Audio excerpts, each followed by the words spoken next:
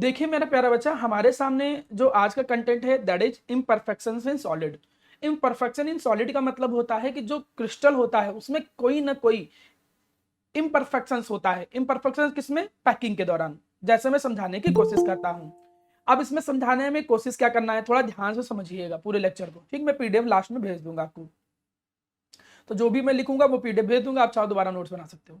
Actually जितने भी solid होते हैं उनमें कुछ ना कुछ इम्परफेक्शन होते हैं। इसके पीछे रीजन क्या होता है? जनरली सॉलिड बनने का जो तरीका होता है वो आप कह सकते हो क्रिस्टलाइजेशन प्रोसेस। आप जब क्रिस्टलाइजेशन प्रोसेस का यूज करते हो, उस क्रिस्टलाइजेशन प्रोसेस से क्या बनता है? क्रिस्टल बनता है। लेकिन क्रिस्टलाइजेशन प्रोसेस कभी भी बिल्कुल 100% जिस स्पीड से होना चाहिए उतनी स्पीड से नहीं होता है। कभी कभी क्रिस्टलाइजेशन प्रोसेस में क्या होता है, कभी कभी तेज हो जाता है, कभी कभी स्लो हो जाता है, उससे भी क्रिस्टल में डिफेक्ट आ जाते हैं। और कभी कभी कुछ डिफेक्ट तुम जबरदस्ती क्रिएट करते हो, माना हीट करके या कुछ अनदर रीजन के कारण। सीधी सी भाषा में तुम ये कह सकते हो कि जितने भी सॉलिड होते हैं उनमें कुछ ना कुछ इम्परफेक्शंस तो रहते ही रहते हैं। ये इम्परफेक्शंस दो तरीके से पढ़ाए जाते हैं लोगों को। कैसे दो तरीके से? एक तो पढ़ाया जाता है इलेक्ट्रॉनिक इम्परफेक्शंस, इलेक्ट्रॉनिक इम्परफेक्शंस। और दूसरा पढ़ाया जाता है, मेरा प्यारा बच्चा ध्यान दीजिएगा यहाँ पर, माइक बंद करिए जिसका ऑन है, दिव्यांश। एक इलेक्ट्रॉनिक इम्परफेक्शंस है और दूसरा जो मेरा बच्चा है that is atomic imperfections. Electronic imperfections का मतलब कहीं कहीं कहीं पे इलेक्ट्रॉन ज्यादा है, कहीं पे इलेक्ट्रॉन कम, या इलेक्ट्रॉन के रिलेटेड जनरली रहता है इलेक्ट्रॉनिक। और ये जो एटॉमिक होता है ये एटम की बेसिस पे रहता है। एटम की बेसिस का मतलब क्या होता है कि क्रिस्टल में कहीं एटम डिस्प्लेस हो गए, क्रिस्टल में कहीं एटम चेंज हो गए, एटम की जगह बदल गई।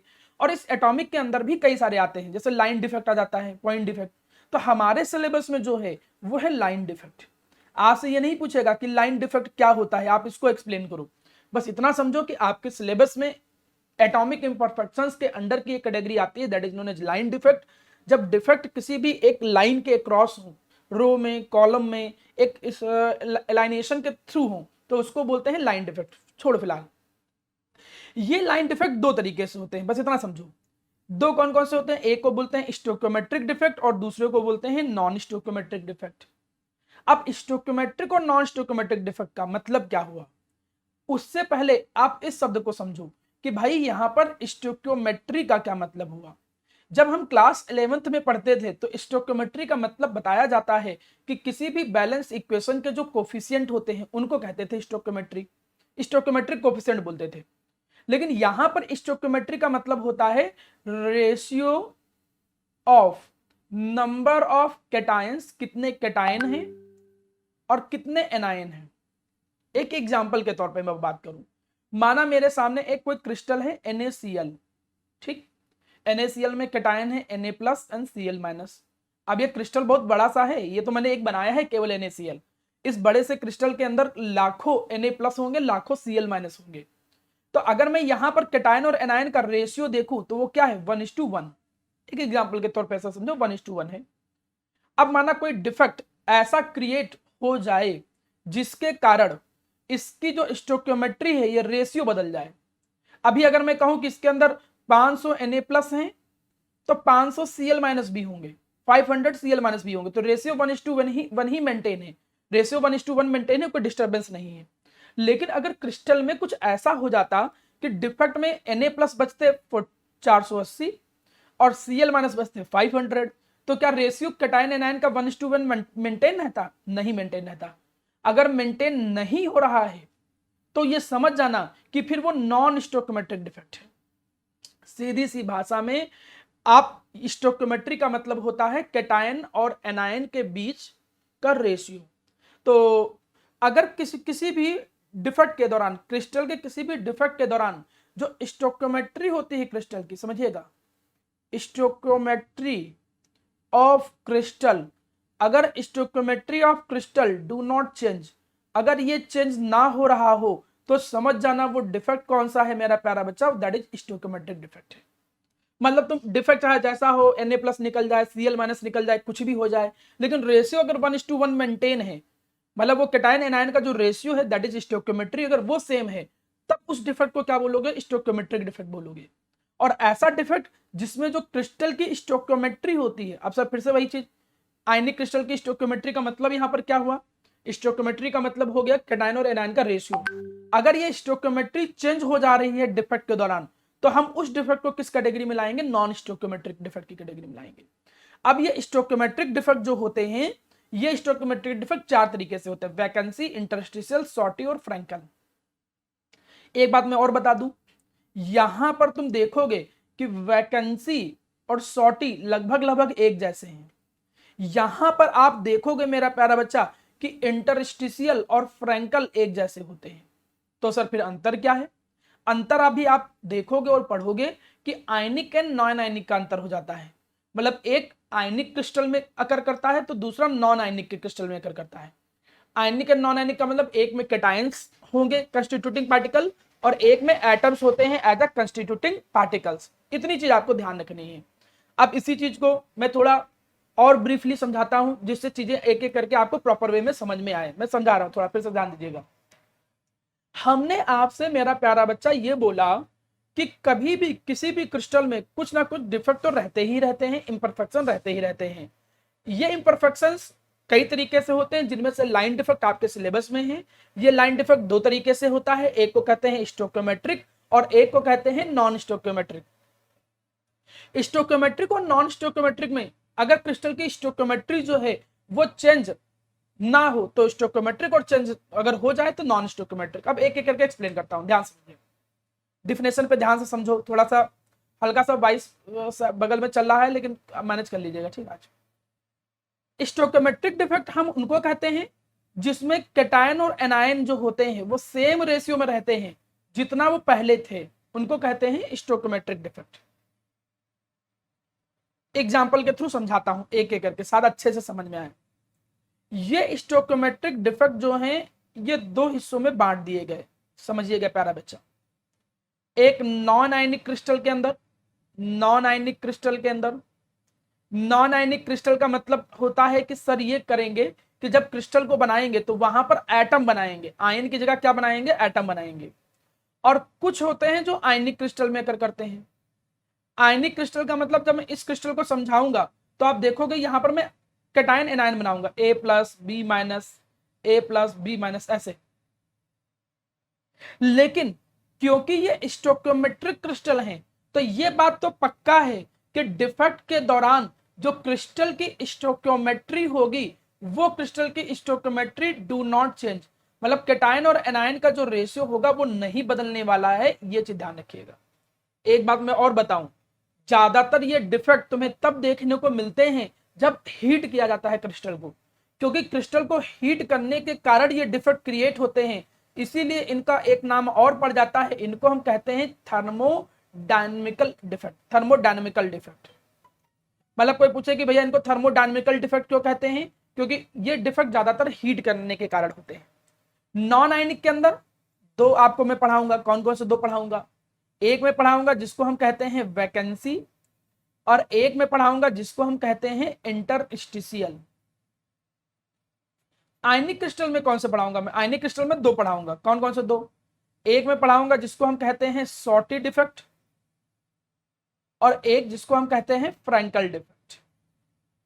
चलिए अब इसकी शुरुआत करते हैं। स्टोइकियोमेट्रिक डिफेक्ट वो डिफेक्ट होगा जिसमें क्रिस्टल की स्टोइकियोमेट्री जो होती है वो चेंज नहीं होती है, मतलब कैटायन एनायन का रेशियो सेम रहेगा। 2 हिस्सों में बांट दिया, आयनिक के लिए अलग, नॉन आयनिक के लिए अलग। आयनिक में फ्रैंकल और शॉर्टी, नॉन आयनिक में वैकेंसी और इंटरस्टिशियल। एक एक करके मैं पढ़ाऊंगा, समझ में आएगा। ध्यान सुनिएगा, आप सभी लोग बोर्ड पे देखिए या मतलब स्क्रीन पे देखिए। सबसे पहला जो डिफेक्ट है, इस डिफेक्ट को हम कहते हैं वैकेंसी डिफेक्ट। अब इस वैकेंसी डिफेक्ट में देखना जरा होगा क्या। इस वैकेंसी डिफेक्ट में जब हम कोई क्रिस्टल लेते हैं, पहले तो एटम बनाए जाते हैं भाई। जैसे हमने यहां पर क्या किया, हमने यहां पर एक क्रिस्टल लैटिस बनाया, डायग्राम ऊपर बना है, मैं यहां पर सिर्फ समझा रहा हूं, ठीक। हमने कोई क्रिस्टल लैटिस बनाया, इस क्रिस्टल लैटिस के अंदर क्या प्रेजेंट थे?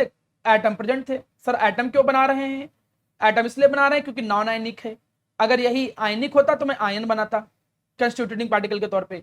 तो यहां पर होता क्या है कि ये एटम प्रेजेंट है। अब आप देखोगे क्या कि जैसे क्रिस्टल को हीट किया जाता है तो क्रिस्टल के हीट करने पे भाई काइनेटिक एनर्जी तो इंक्रीज होगी। जैसे क्रिस्टल को हीट किया जाता है तो देखा गया कि कुछ एटम अपनी लोकेशन को छोड़ के, अपनी लोकेशन को छोड़ेंगे और क्रिस्टल से कहां चले जाएंगे, बाहर चले जाएंगे। दे लीव देयर लैटिस साइट, हम वर्ड क्या बोलेंगे, दे लीव देयर लैटिस साइट, जिस जगह पे वो होते हैं उसको बोलते हैं लैटिस साइट। वो अपनी लैटिस साइट को छोड़ेंगे और कहां चले जाएंगे, क्रिस्टल के बाहर चले जाएंगे हीट करने पे।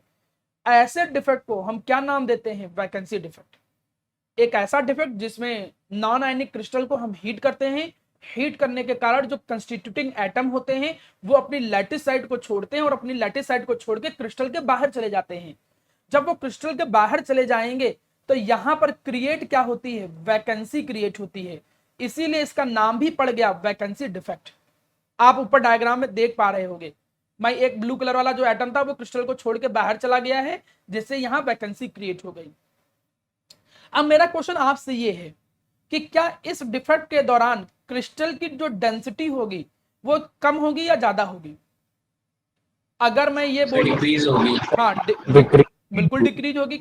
क्यों डिक्रीज होगी? क्योंकि अगर मैं कहूं कि ये इतना बड़ा क्रिस्टल है, इतना बड़ा क्रिस्टल है, डेंसिटी बराबर क्या होता है, मास अपॉन वैल्यूम। वैल्यूम तो क्रिस्टल का अभी भी उतना ही है, लेकिन एटम चूंकि बाहर चला गया है तो मास कम हो जाएगा, और मास कम हो जाएगा तो डेंसिटी भी डिक्रीज हो जाएगी। मतलब तुम ये कह सकते हो कि यहां पर, मतलब तुम ये कह सकते हो कि यहां पर number of atoms per unit volume, per unit volume जो नंबर ऑफ एटम्स होते हैं वो कम हो रहे हैं। जब number of atom per unit volume कम हो जाएंगे तो डेंसिटी तो डिक्रीज होनी ही बनती है। इसलिए यह भी याद रखना कि वैकेंसी डिफेक्ट में डेंसिटी कम हो जाती है, क्रिस्टल की स्टेबिलिटी भी कम हो जाएगी। स्टेबिलिटी तो कम होना बनता ही है यार, तुम ऐसे समझो, एक नॉर्मल कोई ब्रिज है, उसके नीचे पोल लगे हुए हैं, 2-3 पोल निकाल लो तो भले ब्रिज गिरे या ना गिरे, लेकिन कहीं ना कहीं उसकी स्टेबिलिटी पे तो फर्क पड़ेगा, स्टेबिलिटी तो कम हो ही जाएगी, तो उसकी स्टेबिलिटी पे भी फर्क पड़ता है। इस टाइप के डिफेक्ट को हम क्या नाम देते हैं, that is known as vacancy defect. आप समझिए, लैंग्वेज तो आप खुद बना ले जाओगे। आप बोलोगे क्या कि नॉन आयनिक क्रिस्टल को जब हमने हीट किया तो कुछ एटम अपनी लैटिस साइड को छोड़ के क्रिस्टल के बाहर चले गए, जिसके कारण वैकेंसी क्रिएट हो गई, और इस तरीके के डिफेक्ट को वैकेंसी डिफेक्ट बोलते हैं। इसमें number of atom per unit volume कम हो जाते हैं, जिसके कारण डेंसिटी जो हो जाती है वो कम हो जाती है, that is known as vacancy defect. अब दूसरा समझो, इसी के अंदर दूसरा एक आता है, that is known as interstitial defect. इसी को हम एक और नाम देते हैं, इसको कहते हैं इंटरस्टिशियल डिफेक्ट। इंटरस्टिशियल डिफेक्ट काम कैसे करता है, इसको थोड़ा नीचे समझिएगा, ऊपर डायग्राम को चेक करना पड़ेगा। आप ऐसे समझो कि भैया एक ये क्या है, ये एक नॉन आयनिक क्रिस्टल है। फिर से वही बात, हमने क्या बोला, नॉन आयनिक बोला तो यहां पर एटम बनेंगे। We will draw atoms as a constituting particle. So as a constituting particle हमने यहां पर एटम ड्रॉ कर दिए, क्योंकि it is a non ionic crystal. तो भैया ये कंस्टिट्यूटिंग पार्टिकल हमने यहां ड्रॉ कर दिए। यहां पर हमको कोई बोलना चाहेगा पूरी क्लास में कि जिस जगह पे एक कंस्टिट्यूटिंग पार्टिकल प्रेजेंट है उस जगह को कहते क्या है, लैटिसाइड। लैटिसाइड, ठीक है, वाइड नहीं कहते, लैटिसाइड, ठीक है, ठीक। अब ध्यान दो, उसको कहते हैं लैटिसाइड। ये थोड़ा समझने में बड़ा अजीब लगता है। क्यों अजीब लगता है? क्योंकि ये प्रॉपर तरीके से कभी कभी किताब में जब समझते हो तो अलग है और अप्रोच अलग हो जाती है, इसलिए उसको समझिएगा। हम ये जो डैश डैश करके लाइन बनाए हैं, ये इतना क्रिस्टल वाला एरिया है, और पूरा जो सब्सटेंस था हमने माना कि सब्सटेंस इतना बड़ा है। देखिए, इसको समझने का यही तरीका है, क्योंकि अदरवाइज तुम जान नहीं पाओगे कि ये एटम आए कहां से। इसमें होता क्या है कि कुछ एटम बाहर भी होते हैं, कुछ एटम बाहर भी होते हैं, ठीक, ये भी अरेंज ही होंगे, लेकिन जो मैं ऑब्जर्व करने वाला हिस्सा है, जिसको मैं ऑब्जर्व कर रहा हूं, वो केवल इतने को ऑब्जर्व कर रहा हूं, इसी क्रिस्टल को।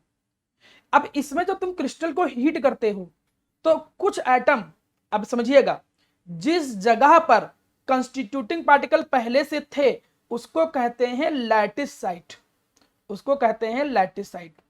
इसके अलावा जो जगह है, वैसे उसको हम वॉइड भी कहते हैं, लेकिन वॉइड के अलावा इसका एक नाम और है, उसको मैं इंटरस्टिशियल साइट कह सकता हूं। इंटरस्टिशियल वॉइड या इंटरस्टिशियल साइट भी नाम दिया जाता है। इस डिफेक्ट में यह होता है कि जब तुम क्रिस्टल को हीट करते हो तो कुछ एटम यहां से उठेंगे और उठ के इंटरस्टिशियल साइड पे चले आएंगे, मतलब ऐसे बीच में कहीं चले आएंगे। बाकी एटम में कोई डिस्टरबेंस नहीं, बस कुछ एटम जो बाहर के हैं वो बाहर के एटम आके बीच में इंटरस्टिशियल वाइड पे चले आएंगे। ऐसे समझो, ये क्रिस्टल था, इस क्रिस्टल में कुछ एटम जो होते हैं वो इंटरस्टिशियल साइड पे चले आते हैं। मे बी वो फॉरेन एटम हो, मे बी वो इम्प्योरिटी हो, मे बी उसी क्रिस्टल के कुछ इम्प्योरिटी हो। बस हीट करने के दौरान बाहर से कुछ एटम आके इंटरस्टिशियल साइड पे चले आते हैं। और जब वो बाहर से, मे बी हो सकता है तुम हीट कर रहे हो, हीट के कारण थोड़ा सा स्पेस क्रिएट हुआ, तो उसके कारण साइड वाइड की जो इम्प्योरिटी थी वो वाले एटम अंदर चले आए, या उसी के एटम उसके अंदर इंसर्ट कर गए अगर स्पेस ठीक ठाक है। तो मतलब यहां पर होता क्या है कि जब हम क्रिस्टल को हीट करते हैं तो क्रिस्टल को हीट करने पे some atoms come at the interstitial site, and due to which, अब यहां पे तुम क्या देख रहे हो कि नंबर ऑफ एटम, वैल्यूम तो उतना ही है, number of atom per unit volume वो ज्यादा हो रहे हैं। अब जब नंबर ऑफ एटम ज्यादा हो जाएंगे तो ऑब्वियस सी बात है मेरा प्यारा बच्चा, डेंसिटी जो होगी इस डिफेक्ट के दौरान बढ़ ही जाएगी। इसलिए डेंसिटी पे टिक जरूर कर लेना, क्योंकि ये हिस्सा डेंसिटी पे ऑब्जेक्टिव क्वेश्चन बहुत बनाता है। तो ये दो डिफेक्ट हैं, इन दोनों डिफेक्ट में उम्मीद करता हूं कि छोटी छोटी बातें हैं, दोनों डिफेक्ट हीट करने के कारण हुए हैं। जल्दी से रिपीट करता हूं, समझिएगा तब आगे बढ़ता हूं। वैकेंसी डिफेक्ट में नॉन आयनिक क्रिस्टल को हीट किया, क्रिस्टल को हीट करने पे कुछ एटम अपनी लैटिस साइड को छोड़े और क्रिस्टल के बाहर चले गए और वहां पर वैकेंसी क्रिएट हो गई। इस तरीके के डिफेक्ट को बोलते हैं वैकेंसी डिफेक्ट। जबकि इंटरस्टिशियल डिफेक्ट में क्या हुआ कि जब हमने क्रिस्टल को हीट किया तो कुछ फॉरेन एटम या बाहर से जो एटम थे या फिर उसी के कुछ एटम क्रिस्टल के, वो आके इंटरस्टिशियल साइड पे चले आए, और इंटरस्टिशियल साइड पर जब चले आए तो एटम के नंबर ज्यादा हो गए, तो इसमें डेंसिटी बढ़ जाती है, उसमें वैकेंसी में कम होते हैं नंबर ऑफ एटम, इसीलिए डेंसिटी डिक्रीज हो जाती है। दोनों नॉन आयनिक के केस में है, ये बात बहुत अच्छे से याद रखिएगा। अच्छा, दोनों में कैटायन एनायन का तो कोई रोल है नहीं भाई, कैटायन एनायन का कोई रोल है नहीं, तो रेशियो बदल जाएगा, ऐसी कोई समस्या नहीं आती है। यहाँ पे स्टोइकियोमेट्री चेंज हो जाएगी, ऐसी कोई समस्या यहाँ नहीं आती है। इसीलिए इनको किस कैटेगरी में रखा गया, नॉन स्टोइकियोमेट्रिक डिफेक्ट की कैटेगरी में भी रखा गया। उम्मीद करता हूं ये बात आपके दिमाग में चली गई। ठीक, अब आगे बढ़ता हूं। कोई डाउट हो अगर यहां तक में तो पूछ सकता है कोई भी बच्चा। दोनों डिफेक्ट में सिंपल सा डिफेक्ट है, रीड करोगे समझ में आ जाएगा। चलिए आगे बढ़ते हैं। अब यहां पर देखो दो डिफेक्ट और हैं, इन दोनों डिफेक्ट के बारे में मैं कुछ बातें बोल दूं कि ये आयनिक क्रिस्टल के लिए हैं। These both defect are for the ionic crystal.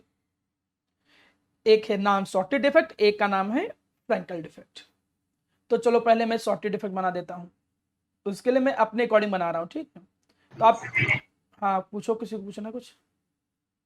देखिए मैंने एक ज्योमेट्री बनाने की कोशिश की है, लेकिन अच्छा इसमें मैं पहले वाले से डिफरेंस क्या रहेगा, पहले वाले से बस केवल ये डिफरेंस रहेगा, वैकेंसी का मतलब यहां पर कुछ भी कमी आएगी, वैकेंसी क्रिएट होंगी, लेकिन बस यहां अंतर यह होगा कि आयंस है पहली मेनली बात।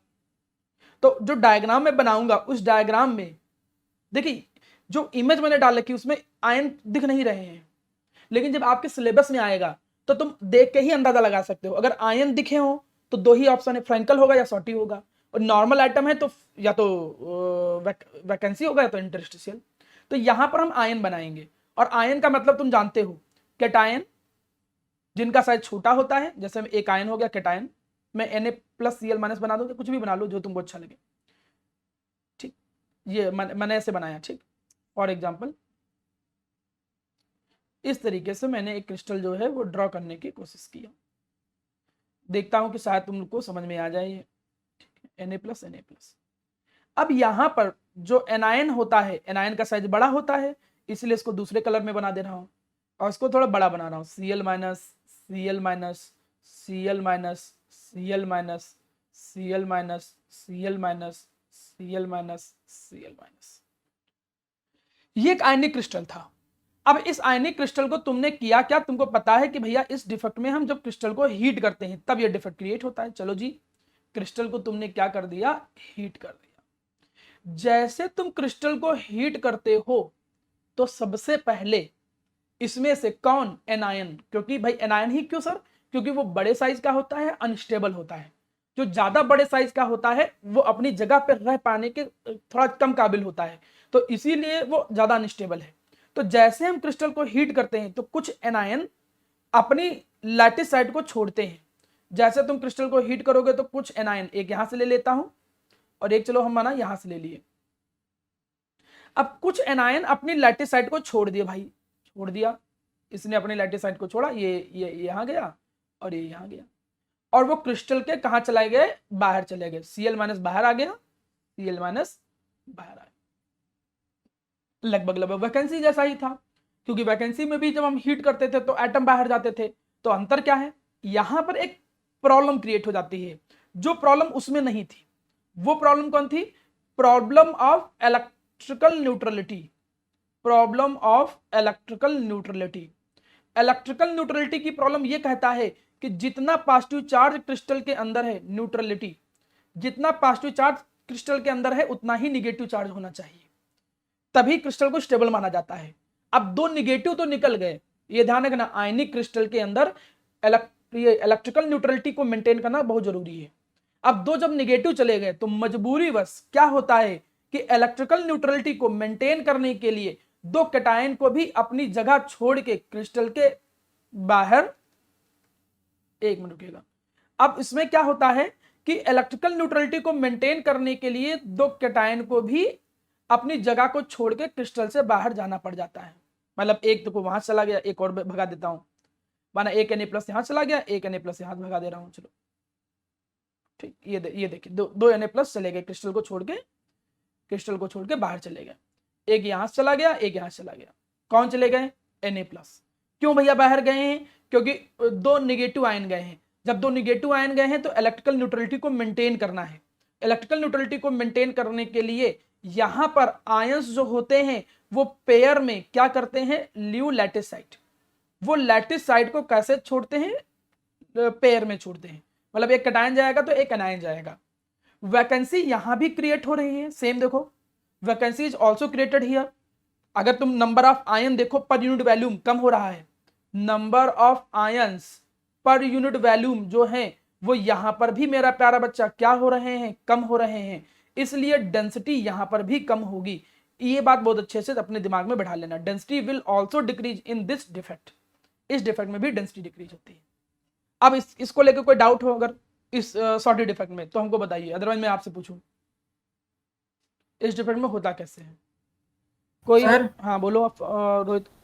सर कैटायन एनायन तो सर स्ट्रांगली बाउंडेड होते हैं ना, तो वो कैसे जा सकते हैं अपनी डिपेंड ये पोजीशन? करता है कि हम हीट थोड़ा ज्यादा करेंगे, उसके कंपेरिजन में यहाँ हीट ज्यादा करना पड़ेगा। सर क्योंकि सॉलिड में तो ऑलरेडी स्टेबल होते हैं ना, ज्यादा नहीं, अट्रैक्शन स्टेबल फोर्सेस ज्यादा स्टेबल होते हैं। होते हैं, लेकिन इसका ये मतलब नहीं कि किसी को रिप्लेस ना किया जा पाए। भाई कभी कभी जब हम हीट ज्यादा कर देते हैं तो एनायन अपनी साइड को छोड़ के जाते हैं, और कुछ जाते हैं, अब जो हो सकता है कि नीचे साइड से जहां हीट किया जा रहा है उस साइड से पहले निकले, ऊपर वाले क्रिस्टल आयन ना निकले। तो जो डिफेक्ट देखा गया, ऑब्जर्व किया गया, मैं उस बेसिस पे बात कर रहा हूं। और रिप्लेस तो किया ही जा सकता है, it depend on the amount of heat. अब मुझे जानवी ये बताओ इस डिफेक्ट में कैसे क्या हो रहा था, जानवी श्रीवास्तव, इस डिफेक्ट में क्या हो रहा है। सर जब क्रिस्टल लैटिस को हीट करेंगे हम्म। तो पहले कैटायंस अपना लैटिसाइड लीव करेंगे, फिर इलेक्ट्रिकल न्यूट्रलिटी मेंटेन करने के लिए anions same number of cations leave करेंगे उस लैटिस शुरू को। से बोलो, स्टार्टिंग से फिर से बोलो। जब हम आयनिक क्रिस्टल, यहाँ पर आयनिक क्रिस्टल वर्ड यूज करना जरूरी है, क्योंकि आयनिक क्रिस्टल वर्ड बोलो तभी सही रहता है। हाँ बोलो। सर जब एक आयनिक क्रिस्टल को हीट करेंगे हाँ। तब हीट की वजह से एनायंस अपनी लैटिसाइड लीव करेंगे। हम्म। तो सर इलेक्ट्रिकल न्यूट्रलिटी मेंटेन करने के लिए सेम नंबर ऑफ कैटायंस भी फिर अपनी लैटिसाइड लीव ठीक है, करेंगे। तो डेंसिटी पे क्या फर्क पड़ता है, तो डेंसिटी डिक्रीज होगी। क्यों। तो क्योंकि number of ions per unit area कम हो जाएंगे। पर यूनिट वैल्यूम, जो नंबर ऑफ आयंस हैं, यहाँ वैल्यूम वर्ड यूज करो, एरिया नहीं, क्योंकि डेंसिटी Yes, होता है। सर हाँ बोलो बेटा। इसकी स्टॉकियोमेट्री चेंज होगी कि नहीं होगी? अब स्टोइकोमेट्री क्यों नहीं चेंज हो रही, क्योंकि नंबर ऑफ आयंस जो है वो इक्वल में गायब हो रहे हैं ना भाई। अगर पहले माना किसी के नंबर 100 थे, अब दो दो कम हो गए तो 98 98 है, रेशियो तो अभी भी 1:1 ही है ना विजन। Yes sir. तो अगर सेम नंबर में आयन जब बाहर जाएंगे तो क्या तुमको लगता है कि यहाँ पर स्टोइकोमेट्री चेंज होगी, बताओ। नहीं सर, और स्टॉकियोमेट्री अगर स्टोइकोमेट्री नहीं चेंज होगी तो कौन से डिफेक्ट के अंदर आएगा ये, सर अगर स्टॉकियोमेट्री नहीं चेंज होगी तो सर वो तो ये स्टोइकोमेट्रिक डिफेक्ट के अंडर में आएगा। ठीक है, यस सर। ठीक है। और क्रिस्टल की स्टोइकोमेट्री अगर चेंज हो जाती है तो नॉन स्टोइकोमेट्रिक में आता है। चलिए ध्यान दीजिए अब अगला। अब दूसरी देखिए, ये वाला डिफेक्ट था जिसको बोलते थे वैकेंसी डिफेक्ट। यहां पर जब आप कभी कभी नेट पे देखो तो ऐसे डायग्राम दिखाए गए हैं कि पहले एक एनायन बाहर गया, ये बड़ा सा जो है, ये बड़ा सा ग्रीन वाला सर, बाहर गया। सर और ये वाला हाई कोऑर्डिनेशन नंबर में होता है क्या, ऐसा भी कुछ हाँ होता है? मैं बताऊंगा बेटा, अभी उस पर आता हूँ, ठीक है, तुरंत। और इसके बाद क्या होता है कि जैसे यहाँ से इलेक्ट्रिकल न्यूट्रलिटी को मेंटेन करने के लिए एक कैटायन भी यहाँ से चला जाता है, तो यहाँ पर आयंस पेयर में जाते हैं। अब अगला देखो फ्रैंकल। फ्रैंकल में वही चीजें डिस्कस करेंगे जैसे यहाँ पर डिस्कस किया था। क्या डिस्कस वैसा ही करना है कि यहाँ पर तुम्हें क्या बनाना है, आयनिक क्रिस्टल। तो देखो मैं यहाँ पर आयनिक क्रिस्टल ड्रॉ कर रहा हूँ। आयनिक क्रिस्टल ड्रॉ करने का मतलब कैटायन एनायन। जब तुम ड्रॉ करो तो जरूरी नहीं कि Na+ बनाओ, A+B- ऐसे भी काम चला सकते हो। तो क्योंकि ये एक आयनिक क्रिस्टल है तो we will draw here the ions. तो हमने यहाँ पर आयन ड्रॉ कर दिए, Na+Cl-, Na+Cl-। अब यहाँ पर बना दे रहा हूँ मैं Cl-। एनायन, एनायन का साइज बड़ा होता है, तुमको मालूम है, Cl-, Cl-, Cl-, Cl-। आपको मालूम है जिस जगह पे कंस्टिट्यूटिंग पार्टिकल होते हैं उसको कहते हैं लैटिस साइट। लेकिन अभी मैंने एक चीज बताई थी, उसको छोड़ के जो बीच में जगह होती है उसको क्या कहते हैं? Interstitial side. वेरी गुड, उसको क्या कहते हैं? इंटरस्टिशियल साइट बोलते हैं। यहां पर भी इसी का रोल होने वाला है।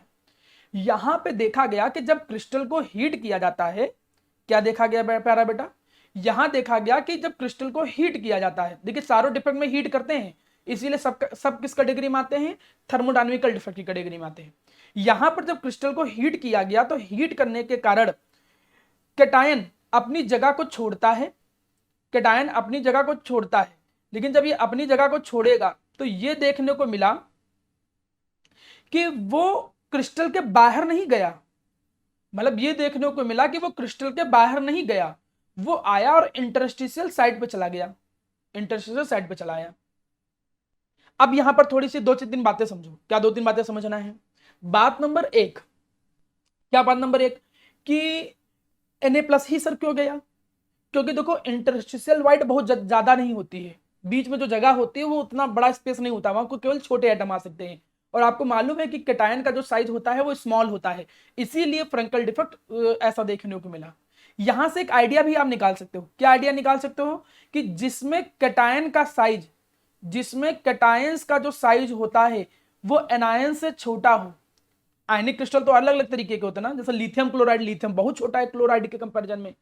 तो जब कैटायन का साइज छोटा काफी हो एनायन के कंपैरिजन में, तब वहां पर कौन सा डिफेक्ट होने के चांस होते हैं? तब वहां पर फ्रैंकल डिफेक्ट होने के चांस होते हैं।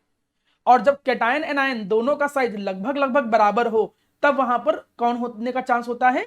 ये शॉर्टेड इफेक्ट। मतलब एक साइज के बेसिस पे भी डिफरेंस क्रिएट कर रहा हूं। साइज के बेसिस पे एक डिफरेंस है कि कैटायन एनायन सेम साइज के हैं तो देखने को मिला कि वहां शॉर्टेड इफेक्ट होता है। जब कैटायन स्मॉल साइज का हो एनायन के कंपैरिजन में तो फ्रैंकल, क्योंकि कैटायन बड़ी इजीली जा सकता है। ये बात बहुत अच्छे से अपने दिमाग में बैठा के रखिएगा, ये कॉन्सेप्चुअल पार्ट है। बात नंबर 2, यहां पर ये पूरा क्रिस्टल इतना बड़ा है, वैल्यूम अगर मैं इतना पूरा लूं तो क्या number of ion per unit volume कम या ज्यादा हो रहे हैं? कोई भी एक लोग, number of ion per unit volume नहीं। तो अभी का हमें ये बताओ डेंसिटी क्या रहेगी यहाँ पर? क्या लगता है आपको डेंसिटी क्या रहेगी इस केस में? हाँ कोई और भी बता सकता है उसको तो सर बताएं? हाँ बताओ। सर नॉर्मल चेंज रहेगी। नहीं होगी, नॉर्मल रहेगी, नो चेंज रहेगी। सेम रहेगी। हाँ सेम रहेगी। मतलब डेंसिटी सेम रहेगी ना? बिल्कुल सही। मतलब इस केस में डेंसिटी क्या रहती है? सेम रहती है। इसमें डेंसिटी कम हो जाती है, इसमें सेम रहती है। चलिए जी, अब ये बात तुमको समझ में आ गई। बात नंबर 2, यहीं से एक कॉन्सेप्चुअल क्वेश्चन आ जाता है। कॉन्सेप्चुअल क्वेश्चन मुझे बाद में बताना चाहिए था, लेकिन चलिए अब यहीं पे आ गया है तो ज्यादा समझ में आ जाएगा। जैसे मैं कई बार देखता हूं कि एक कॉन्सेप्चुअल क्वेश्चन स्कूल में कई बार आया है, सीबीएसई आईएससी कई एग्जामों में पूछते हैं। ये लोग क्या पूछते हैं?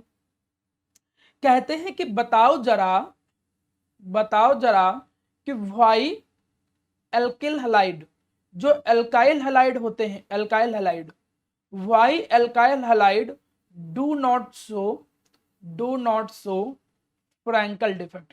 क्यों एल्काइल हैलाइड जो होते हैं वो फ्रैंकल डिफेक्ट नहीं शो करते हैं? क्वेश्चन ये पूछता है कई बार। तो इसका आंसर क्या है? एल्काइल हैलाइड कहते हैं किसको हैं? जिनको ऑर्गेनिक नहीं आती उनको मैं बता दूं, जब कोई भी एल्काइल ग्रुप हैलोजन के साथ लगा होता है। एल्काइल मिथाइल, इथाइल, प्रोपाइल ऐसे होता है। और जब ये टूटेगा तो कैसे टूटेगा? R-X+ ऐसे कह सकते हो। तो यहां पे जो एल्काइल का, ये सॉरी X- ऐसे आएगा क्योंकि हैलोजन निगेटिव है तो R+। तो इसमें से जो एल्काइल कैटायन है, बड़ा माइक बंद करो, इसमें से जो एल्काइल कैटायन है इसका साइज काफी बिगर होता है। और आपको मालूम है कि ये डिफेक्ट तब देखने को मिलता है जब कैटायन का साइज छोटा हो। तो आप बोलोगे कि अल्काइल हैलाइड के अंदर जो अल्काइल कैटायनिक ग्रुप है वो अल्काइल, वैसे तो आप कहो सर अल्काइल हैलाइड तो एक कोवलेंट बॉन्ड है, यहाँ आयनिक वाला केस कैसे आ गया?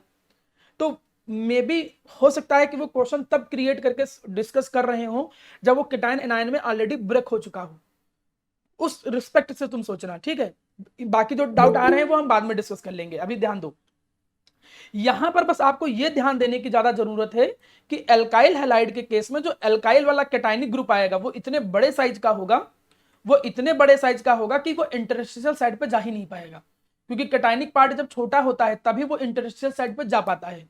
तो आप यही सीधे बोलोगे कि एल्काइल हैलाइड के अंदर जो कैटायनिक पार्ट होता है that is too much enough size, वो इतने बिगर साइज का होता है, so it can not go at the interstitial side, वो इंटरस्टिशियल साइड पे जा ही नहीं पाएगा, इस वजह से वो फ्रैंकल डिफेक्ट नहीं शो करते हैं। तुमने देखा ये चारों के चारों जो डिफेक्ट होते हैं इनको हम कहते हैं स्टोक्योमेट्रिक डिफेक्ट। स्टोक्योमेट्रिक डिफेक्ट इसलिए कहते हैं क्योंकि इसमें क्रिस्टल की स्टोक्योमेट्री जो होती है वो चेंज नहीं होती है। क्रिस्टल की स्टोक्योमेट्री का मतलब कैटायन एनायन का रेशियो नहीं चेंज होता है। पहले नॉन आयनिक में आए वैकेंसी और इंटरस्टिशियल, वैकेंसी में डेंसिटी कम हो गई, इंटरस्टिशियल में डेंसिटी जो थी वो बढ़ गई। आयनिक में दो आए, सॉटी और फ्रैंकल। सॉटी में डेंसिटी जो थी वो कम हो गई, फ्रैंकल में जो डेंसिटी थी वो कांस्टेंट रहती है। तो यहां तक की बातें आपको समझ में आया? ये चारों के चारों डिफेक्ट हीट करने के कारण होते हैं, इसलिए इन चारों को हम किस कैटेगरी में लाते हैं? थर्मोडायनेमिकल डिफेक्ट की कैटेगरी में लाते हैं। अब कई बार ये जो यहाँ पर टेबुलर फॉर्म में मैंने एक डिफरेंस लिख रखा है, इस पर थोड़ी सी ऑब्जर्वेशन अपने दिमाग में रख लो। क्या? कि छोटी छोटी बातें समझ लो बस। सॉटी डिफेक्ट को सबसे पहले डिस्कवर किया गया एक साइंटिस्ट थे जर्मन जिनका नाम था सॉटी, 1930 में। फ्रैंकल डिफेक्ट जो थे ये साइंटिस्ट का नाम था फ्रैंकल, 1926 में डिस्कवर हुआ। सॉटी डिफेक्ट में इक्वल नंबर ऑफ कैटायन और एनायन जो होते हैं उनकी वैकेंसी इस डिफेक्ट में आती है। Equal number of cation anion अपनी साइड को छोड़ के जाते हैं, क्लियर है? इसमें जो आयन होते हैं वो अपनी नॉर्मल साइड को छोड़ के कहां चले आते हैं? इंटरस्टिशियल साइड पे। मेरा क्वेश्चन ये है, क्या फ्रैंकल डिफेक्ट में इलेक्ट्रिकल न्यूट्रलिटी की प्रॉब्लम आती है कि नहीं आती है? इला ये बताओ, फ्रैंकल डिफेक्ट में नो सर। नहीं आती है। क्यों नहीं आती है? क्योंकि यहां पर कैटायन और एनायन के नंबर सेम ही रहते हैं। यहां पर क्रिस्टल को छोड़ के नहीं गया, बस वो अपने बगल वाली इंटरस्टिशियल साइड पे चला गया है। सॉटी में तुमने समझा और पढ़ा, क्या पढ़ा और समझा? कि डेंसिटी भाई कम हो जाती है, इसमें डेंसिटी सेम रहती है। इसमें डाइलेक्ट्रिक कांस्टेंट प्रॉपर्टी है, ये सेम रहती है, इसमें डाइलेक्ट्रिक कांस्टेंट ज्यादा हो जाता है। डाइलेक्ट्रिक कांस्टेंट एक इलेक्ट्रिकल प्रॉपर्टी है। अब एक बात समझना, डाइलेक्ट्रिक कांस्टेंट बढ़ जाने के पीछे रीजन क्या है? ये फिजिक्स वाले सर से एक बार पूछना कि ऐसा क्यों होता था। एक्चुअली जितना मुझको याद है वो ऐसा होता है कि जब कैटायन इंटरस्टिशियल साइड पे जाता है तो सेम टाइप के आयन एक दूसरे के क्लोज आ जाते हैं, जिससे रिपल्सन बढ़ता है और कहीं ना कहीं उनकी इलेक्ट्रिकल प्रॉपर्टी पर फर्क पड़ने लगता है। मे भी रिपल्सन के कारण वो तेजी से मूवमेंट करने लग जाए, या एक और भी रीजन हो सकता है कि भाई बीच में अब हो सकता है कि वो भीड़ भाड़ बढ़ गई, या यहाँ पर क्या रेजिस्टेंस बढ़ गया। तो कुछ भी हम कहें, अभी मैं बिल्कुल एक्यूरेट तो एक्सप्लेन नहीं कर रहा हूँ, लेकिन पूछता भी नहीं है आपसे, लेकिन आपके मन में क्वेश्चन आ सकता था, उसके पीछे का रीजन मैं बता रहा हूँ कि जब तुम कभी नेट पे सर्च करोगे तो कुछ ऐसा एक्सप्लेनेशन मिलेगा तुमको कि डाइलेक्ट्रिक कांस्टेंट के चेंज होने का रीजन होता है आयंस के एक दूसरे के पास आना या क्लोज जाना, ये होता है मेन रीजन। तो इसमें डाइलेक्ट्रिक कांस्टेंट जो होता है मेरा प्यारा बच्चा वो बढ़ जाता है आयंस के एक दूसरे के पास आने की वजह से। फिलहाल यहां पर ध्यान दो, ये मैं बता ही चुका था कि अगर कैटायन और एनायन दोनों का साइज सेम हो तो वहां पर ज्यादातर क्या देखने को मिलता है? सॉटी डिफेक्ट देखने को मिलता है। फ्रैंकल डिफेक्ट कहां देखने को मिलता है? जहां कैटायन का जो साइज होता है वो एनायन से छोटा हो। सॉटी डिफेक्ट वहां देखने को मिलता है जहां कोऑर्डिनेशन नंबर काफी ज्यादा हो, हाई हो। कोऑर्डिनेशन नंबर का मतलब कैटायन के पास एनायन बहुत ज्यादा हो। कोऑर्डिनेशन नंबर का मतलब होता है सराउंडिंग में कितने आयन हैं, और आयनिक क्रिस्टल का मतलब किसी भी आयन के सराउंडिंग में अपोजिट आयन कितने ज्यादा है। तो ऐसे क्रिस्टल जिसका कोऑर्डिनेशन नंबर ज्यादा होता है उसमें सॉटी देखने को मिला, जिनमें थोड़ा कोऑर्डिनेशन नंबर कम होता है उसमें फ्रैंकल देखने को मिलता है। देखो ये वही क्वेश्चन है कि अल्काइल हैलाइड के अंदर हमको नहीं मिलता है क्या? Frenkel defect. इसका रीजन वही है। कुछ एग्जांपल देखो दिए गए, NaCl, KCl, और जिसका कोऑर्डिनेशन नंबर लो होता है इनमें ये सब। अब होता क्या है, कभी कभी मैं देखता हूं कि स्कूल में या एग्जाम में 2 नंबर का एक क्वेश्चन बना देते हैं कि सॉटी डिफेक्ट और फ्रैंकल डिफेक्ट के बीच में डिफरेंस बताओ। तो आपको कम से कम इनके बीच के डिफरेंस पता होने चाहिए। उम्मीद करता हूं कि स्टोइकोमेट्रिक डिफेक्ट आपको समझ में आ गए होंगे। एक बार नजर यहां पर देख लीजिए। स्टोइकोमेट्रिक डिफेक्ट को थर्मोडायनामिकल डिफेक्ट क्यों कहते हैं पीहू? इनको थर्मोडायनामिकल डिफेक्ट क्यों कहते हैं?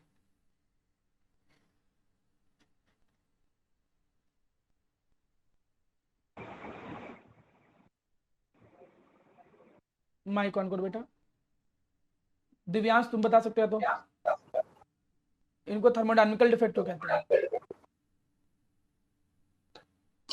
तो क्योंकि इनको हीट करते हैं तभी इनमें डिफेक्ट शो होता है। हाँ बिल्कुल सही, क्योंकि ये डिफेक्ट जनरली तब क्रिएट होते हैं जब क्रिस्टल को हीट किया जाता है ड्यू टू हीटिंग। तो ये हो गया स्टोइकोमेट्रिक डिफेक्ट में स्टोइकोमेट्री जो रहती है वो चेंज नहीं होती। नॉन एनिक में वैकेंसी और इंटरस्टिशियल, सॉटी और फ्रैंकल। अब मैं ये पूछूंगा हर्ष का अभिनव पाल तुम बताओ। अभिनव ये बताओ कि सब पे डेंसिटी पे चारों पे कमेंट करो। डेंसिटी इसमें क्या होती है वैकेंसी में? Sir decrease. और इंटरस्टिशियल में? सर इंक्रीज रहती है। और सॉटी में? सर सॉटी में सर कम रहती है। और फ्रैंकल में? सर इसमें नॉर्मल रहती है। सेम रहती है। तो ये वाला भी आपको जो पार्ट जो ज्यादा पूछा जाता है वो भी मैंने आपको क्लियर कर दिया। तो यहाँ तक की चीजें हो जाने के बाद ये आपसे उम्मीद की जा सकती है कि यार आपको स्टोइकोमेट्रिक डिफेक्ट समझ में आए होंगे। अब मैं आता हूँ यहाँ पर नेक्स्ट डिफेक्ट पे जिसको हम हाँ बोलो सर। AGBR कोई एक्सेप्शन है क्या? हाँ, जैसे AGBR एक क्वेश्चन ये आता है कि आप एक्सेप्शन नहीं है, ये क्वेश्चन आ जाता है बुकलेट में, साथ आपको मिल जाएगा ये चीज कि आप ऐसे एक क्रिस्टल का नाम बताओ जिसमें सॉटी और फ्रैंकल दोनों देखने को मिलता है। तो आपको क्या देखने को मिलेगा? Both Schottky and Frenkel. आपको AGBR के अंदर आपको देखने को मिलता है कि सॉटी डिफेक्ट भी ऑब्जर्वेबल रहता है और फ्रैंकल डिफेक्ट भी ऑब्जर्वेबल रहता है। तो इसको कहते हैं हम लोग AGBR। तो एक नंबर का कभी कभी क्वेश्चन अगर आ जाए कि write the name of the crystal या write the name of the compound in with the Schottky defect and Frenkel defect both can be observed, then you can write the name of AGBR like this. तो वहां पर ये सामने पढ़ा हो। ठीक है, डाउट क्लियर हुआ? हाँ साइमल्टेनियस, माइक बंद करो पहले। साइमल्टेनियसली भी हो सकता है और ये कह सकते हो कि हाँ साइमल्टेनियसली हो सकता है, जैसे पैर में आए जाते होंगे कुछ वहां पे भी चले जाते होंगे, तो दोनों डिफेक्ट एक साथ साइमल्टेनियसली देखने को मिल जाता है। ठीक, अब हम आते हैं नॉन स्टोइकोमेट्रिक डिफेक्ट पे। चलिए नॉन स्टोइकोमेट्रिक में कुछ कवर कर लेते हैं आज हम। नॉन स्टोइकोमेट्रिक डिफेक्ट ऐसे डिफेक्ट होते हैं जिन डिफेक्ट में क्रिस्टल की स्टोइकोमेट्री जो होती है वो चेंज हो जाती है। देखो वही लिखा है कि जो नंबर ऑफ पॉजिटिव और नेगेटिव आयन है वो सेम नहीं होते हैं जैसा कि केमिकल फॉर्मूला में लिखा होता है। मतलब मैं ये कहना चाहता हूं, फिर से मैं उस बात को रिपीट करूंगा, क्या कि माना अगर मेरे सामने एक कंपाउंड है, माना लिखा है Fe2O3, ठीक, एक कंपाउंड लिखा फेरिक ऑक्साइड, तो इसका मतलब है कि यहां पर भैया ये जो Fe3+ है और O2- है, इनके बीच का जो रेशियो है वो कितना है? That is 2:3। अब कुछ भी हो क्रिस्टल के अंदर, अब क्रिस्टल के अंदर कुछ ऐसा हो कि भाई हमने कहा कि क्रिस्टल में, या मैं कोई एक और एग्जांपल के थ्रू समझाता हूं जिससे ज्यादा समझ में आ जाए।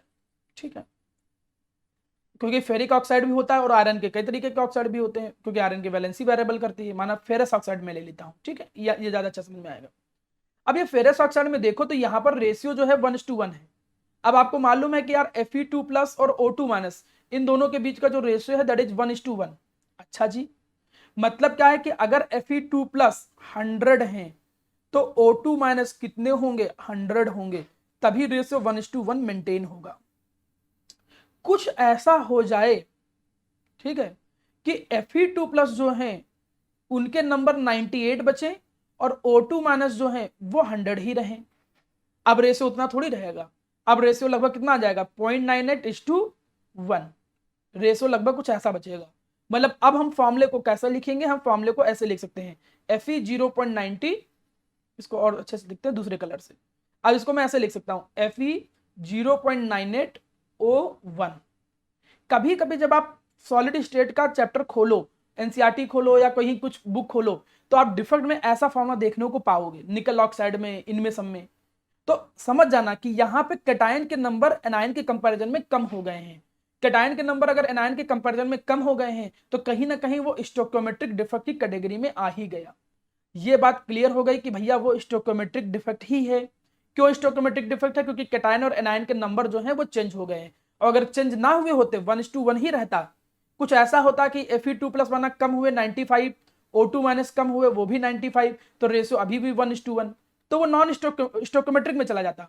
लेकिन यहां पर कैटायन एनायन के रेशियो जो है वो बदल गया, कैटायन एनायन का रेशियो बदला तो फॉर्मूला लिखने का तरीका भी बदलेगा। तो ऐसे जो डिफेक्ट होते हैं उनको बोलते हैं non stoichiometric defect. Non stoichiometric defect हम ऐसे डिफेक्ट को बोलते हैं जिसमें जो क्रिस्टल होता है उस क्रिस्टल का जो कैटायन एनायन का रेशियो मींस स्टोइकोमेट्री जो होती है वो चेंज हो जाती है। उन ऐसे कंपाउंड को बोलते हैं नॉन स्टोइकोमेट्रिक कंपाउंड। इनका एक और नाम है, इनको ब्रेथोलाइट कंपाउंड भी कहते हैं। माना इस नाम से आ जाए तो पता चला तुम लिख ही ना पाओ, इसलिए इसको ध्यान से रखिएगा थोड़ा।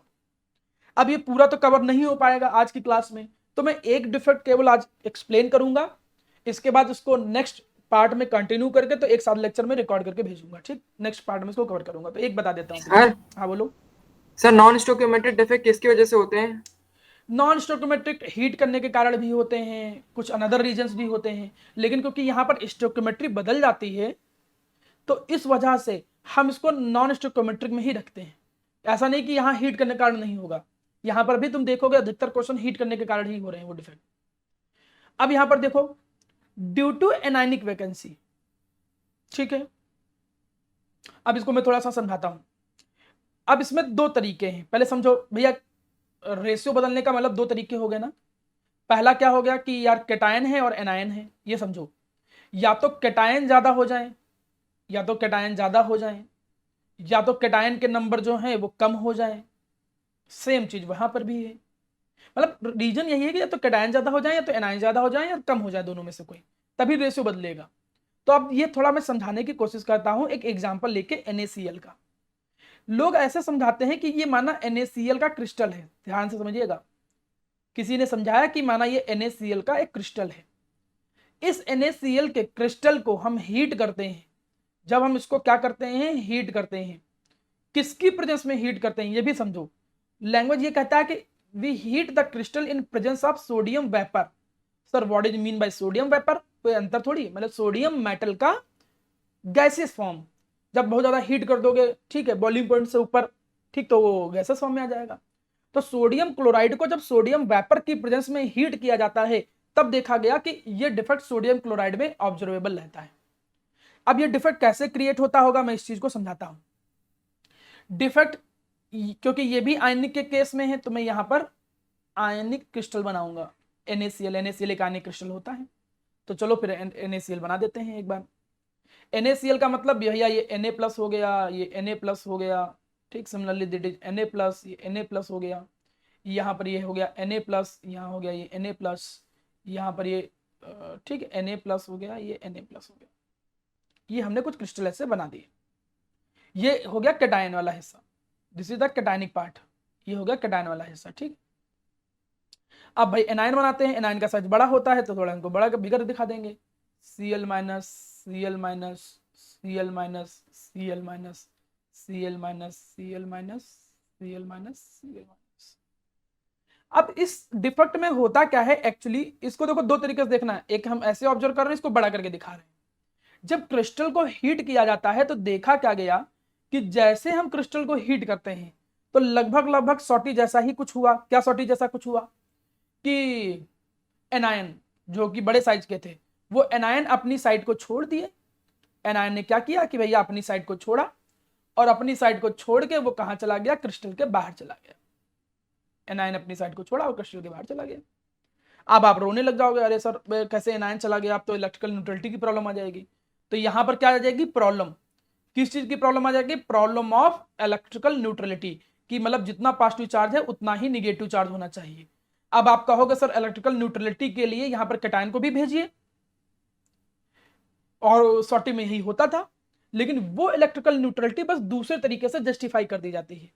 एक निगेटिव बाहर गया है तो यहां पे क्या आता है कि बाहर से एक इलेक्ट्रॉन यहां पर आकर, बाहर से एक इलेक्ट्रॉन यहां पर आकर क्या हो जाता है, ट्रैप हो जाता है। अब मेरे कुछ वर्ड्स को समझिए। मैं जब ये एनायन बाहर गया तो जैसे एनायन बाहर गया तो एक वैकेंसी क्रिएट हुई, और इस वैकेंसी को हम कहते क्या है, एनायनिक वैकेंसी कहते हैं। इसीलिए देखिए इस डिफेक्ट का नाम कैसे पड़ा है, due to anionic vacancy.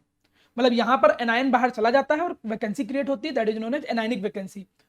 Anionic vacancy, जब एनायन बाहर जाएगा तो निगेटिव चार्ज तो बाहर गया, लेकिन भैया इलेक्ट्रिकल न्यूट्रलिटी की प्रॉब्लम हुई तो या तो कैटायन जाए बाहर जाए, उसकी जगह पे यहां पर एक्स्ट्रा क्या होता है कि जो इलेक्ट्रॉन होता है वो बाहर से आके यहां पर ट्रैप हो जाता है। अब कई बच्चों के मन में आ गया सर ये इलेक्ट्रॉन कहां से आया। इलेक्ट्रॉन आप ऐसे समझो कि सोडियम वेपर में हीट किया जा रहा था। भाई वैसे भी सोडियम गैसेस फॉर्म में है, हीट करोगे तो ये आयोनाइज होगा, जब ये आयोनाइज होगा तो इलेक्ट्रॉन रिलीज होंगे और यही इलेक्ट्रॉन आके उसके अंदर क्या हो जाते हैं, ट्रैप हो जाते हैं। ये जो इलेक्ट्रॉन एनायनिक वैकेंसी के अंदर ट्रैप हो गया है, ध्यान समझिएगा ये वर्ड बहुत अच्छा है, electron trapped in anionic vacancy, electron trapped in anionic vacancy, इसको हम कहते हैं, एक काफी ज्यादा बार बार पूछा जाने वाला क्वेश्चन, इसको हम कहते हैं एप सेंटर। आप देखोगे कि ये 1 मार्क्स में तो कई बार आया है, आपसे कई बार ये पूछा गया है कि भैया बताओ 1 मार्क में, वेरी इंपॉर्टेंट, इस पे लिख लो, पूछेंगे एप सेंटर बताओ क्या होता है, तो इतनी लाइन लिख दोगे तब भी काम चल जाए। Electron trapped in anionic vacancy during the metal excess defect, during the metal excess defect, खत्म। मेटल एक्सेस डिफेक्ट के दौरान जो इलेक्ट्रॉन ट्रैप हो गया है एनायनिक वैकेंसी में, उसी को बोलते हैं एप सेंटर। अब इलेक्ट्रिकल न्यूट्रलिटी की प्रॉब्लम रिजॉल्व हो गई, एक एनायन बाहर गया तो एक इलेक्ट्रॉन भी आ गया, नेगेटिव नेगेटिव चार्ज बैलेंस हो गया। लेकिन ये जो एप सेंटर क्रिएट हुआ है ये कलर के लिए रिस्पॉन्सिबल होता है, कलर फॉर्मेशन के लिए रिस्पॉन्सिबल होता है, ये नाम भी वहीं से आया है, ये फर्ब वर्ड से मिलकर बना, लैटिन वर्ड फर्ब होता है जिसका मतलब होता है कलर। तो ये NaCl कलर प्रोड्यूस करता है हीट करने पे, देखो यहां पर ये NaCl कौन सा कलर प्रोड्यूस करता है, येलो कलर। पोटेशियम क्लोराइड कौन सा कलर प्रोड्यूस करता है, वायलेट कलर। जो ये लिथियम क्लोराइड होता है ये कौन सा कलर प्रोड्यूस करता है, पिंक कलर। ये क्वेश्चन भी है कॉन्सेप्चुअल, ये ध्यान रखना, एक एक नंबर में कई बार पूछा गया है, आपसे ऐसे क्वेश्चन पूछता है कि बताइए why NaCl impart yellow colour, why NaCl impart yellow colour on heating, heat करने पे NaCl जो होता है वो क्यों येलो कलर इम्पार्ट करने लगता है। तो पूरा एक्सप्लेनेशन नहीं देना है, आप बस इतना लिखोगे क्या, due to F centre, bracket में लिख दोगे created due to metal excess defect या during the metal excess defect. तो ये एप सेंटर वर्ड लिख दोगे आपको पूरा नंबर मिल जाएगा, एप सेंटर के कारण ये डिफेक्ट दिखता है। जैसे NaCl में येलो कलर आता है वैसे पोटेशियम क्लोराइड में वायलेट कलर और लिथियम क्लोराइड में पिंक कलर। तो क्वेश्चन बदल के भी मैंने देखा है, मैं कई बोर्ड में देखा हूं एग्जाम में, मतलब बोर्ड एग्जाम क्या प्री बोर्ड में देखा हूं, ऐसे क्वेश्चन पूछे हैं कि बताओ लिथियम क्लोराइड जो होता है वो पिंक कलर क्यों देने लगता है, वो पिंक कलर क्यों देता है जब हीट करते हैं, तो उसका भी आंसर वही है, due to F centre, due to F centre, बात खत्म। इसका कोई डाउट बेटा। तो एप सेंटर के कारण वो कलर जो होता है वो प्रोड्यूस होता है, इस डिफेक्ट को हम मेटल एक्सेस डिफेक्ट की कैटेगरी में लाते हैं। अब ये क्यों, क्योंकि एनायन कम हो गए ना, जब एनायन कम हो गए तो कैटायन के जो नंबर होंगे, नंबर ऑफ कैटायन वो ज्यादा हो जाएंगे एनायन के, और कैटायन किसके कारण होता है, मेटल के कारण, तो इसीलिए इसका नाम क्या पड़ गया, मेटल एक्सेस डिफेक्ट, क्योंकि कैटायन ज्यादा हो गए मतलब मेटल ज्यादा हो गए, that's why it is known as come into the metal excess defect category. उम्मीद करता हूं एनायनिक वैकेंसी और एप सेंटर वाला ये केस समझ में आया होगा, अच्छा है, इंपॉर्टेंट है, मतलब डिफेक्टों में से ये काफी ज्यादा पूछा जाने वाला डिफेक्ट है। बस इसको रिपीट करता हूं फिर आप फ्री हो। आयनिक क्रिस्टल को जब हीट किया गया, खासकर NaCl को सोडियम वेपर की प्रेजेंस में, तो पहले एनायन क्रिस्टल को छोड़ के बाहर गए, जैसे एनायन क्रिस्टल को छोड़ के बाहर गए तो एनायनिक वैकेंसी क्रिएट हो गई, एनायनिक वैकेंसी क्रिएट हो गई तो प्रॉब्लम ऑफ इलेक्ट्रिकल न्यूट्रलिटी आ गई। इलेक्ट्रिकल न्यूट्रलिटी की प्रॉब्लम का मतलब चार्ज इक्वल होना चाहिए, इस प्रॉब्लम से बचने के लिए एक इलेक्ट्रॉन आके उसी एनायनिक वैकेंसी में ट्रैप हो जाता है। वो इलेक्ट्रॉन आया कहां से था, ये सोडियम वेपर के हीट करने के कारण, आयोनाइजेशन होने जाने के कारण वो जो इलेक्ट्रॉन ट्रैप हो गया है एनायनिक वैकेंसी को, उसको बोलते हैं एप सेंटर। और इसी एप सेंटर के कारण यहाँ पर क्या होता है, कलर प्रोड्यूस करने लगता है वो कंपाउंड। और तुम यहाँ पर देख रहे हो कि कैटायन और एनायन का जो रेशियो है वो चेंज हो गया है। कैटायन और एनायन का जो रेशियो होगा, कैटायन और एनायन का जो रेशियो होगा वो भी मेरा प्यारा बच्चा क्या हो जाएगा, चेंज हो जाएगा, क्योंकि कैटायन एनायन का रेशियो चेंज हो गया, इसलिए इसको नॉन स्टोइकोमेट्रिक डिफेक्ट की कैटेगरी में लाते हैं। NaCl येलो कलर क्यों देता है, लिथियम क्लोराइड पिंक कलर क्यों देता है, पोटेशियम क्लोराइड वायलेट कलर क्यों देता है, it is just because of due to F centre. तो उम्मीद करता हूं कि ये ड्यू टू एनायनिक वैकेंसी वाला डिफेक्ट आपको समझ में आया होगा, अच्छा डिफेक्ट था, क्लियर था, आपको चीजें उम्मीद करता हूं क्लियर हुई। मेरे सामने मेरा प्यारा बच्चा अब एक डिफेक्ट और आ गया, उसी के सामने हम यहाँ पर डिस्कस कर रहे हैं जो कि है नॉन स्टोइकोमेट्रिक डिफेक्ट। आपको मालूम है कि नॉन स्टोइकोमेट्रिक डिफेक्ट में क्रिस्टल जो होता है उसकी स्टोइकोमेट्री चेंज हो जाती है, कैटायन और एनायन का रेशियो बदल जाता है। दो क्वेश्चन आते हैं, एक तो क्वेश्चन ये अभी पीछे तुमने पढ़ा कि NaCl जो होता है, जो कि एक आयनिक कंपाउंड है, ये हीट करने के बाद येलो कलर इंपार्ट करने लगता है। सिमिलरली एक न्यूमेरिकल और आता है, न्यूमेरिकल नहीं बोलेंगे, कॉन्सेप्चुअल क्वेश्चन बोलेंगे, कि जो जिंक ऑक्साइड होता है, जिंक ऑक्साइड, वो जनरली तो व्हाइट होता है, लेकिन हीट करने पे वो भी मेरा प्यारा बच्चा येलो कलर ही इंपार्ट करने लगता है। देखो यहाँ पर डायग्राम में, इमेज में मैंने दे रखा है, देखो साइड में तुम देख रहे होगे, तो ये जिंक ऑक्साइड कैसा दिख रहा है, व्हाइट कलर का, लेकिन जहां हीट कर रहे हैं वहां पे कौन सा कलर होने लगा, उसका येलो कलर में कन्वर्जन होने लगा। जैसे NaCl में आप आंसर लिखते थे F सेंटर, यहां पर भी आपका आंसर F सेंटर ही आएगा, लेकिन आंसर थोड़ा सा बदल के, यहां पर F सेंटर थोड़ा दूसरे तरीके से क्रिएट होता है। इसको समझाने के लिए चलिए हम फिर से एक क्रिस्टल बनाते हैं जिंक ऑक्साइड का। एक्चुअली यहां पे कॉन्सेप्ट ये कहता है कि अगर मैं क्रिस्टल लूं, जैसे Zn2+, मैं क्रिस्टल बना रहा हूं बेटा, थोड़ा ध्यान से समझिएगा। Zn2+, यहां पर आ गया Zn2+, सिमिलरली Zn2+, आयनिक क्रिस्टल है तो कैटायन भी होगा, एनायन भी होगा। कैटायन Zn2+ है तो एनायन जो होगा वो O2- होगा, और आपको मालूम है कि एनायन का साइज कैटायन के कंपैरिजन में बड़ा होता है। तो देखिए ये मैं यहाँ पर एक रिप्रेजेंट कर रहा हूँ आयनिक क्रिस्टल। ये आयनिक क्रिस्टल कुछ इस तरीके से हमने इसको रिप्रेजेंट किया। तो जिंक ऑक्साइड के अंदर जो कैटायन और एनायन होते हैं वो कुछ इस तरीके से अरेंज होते हैं।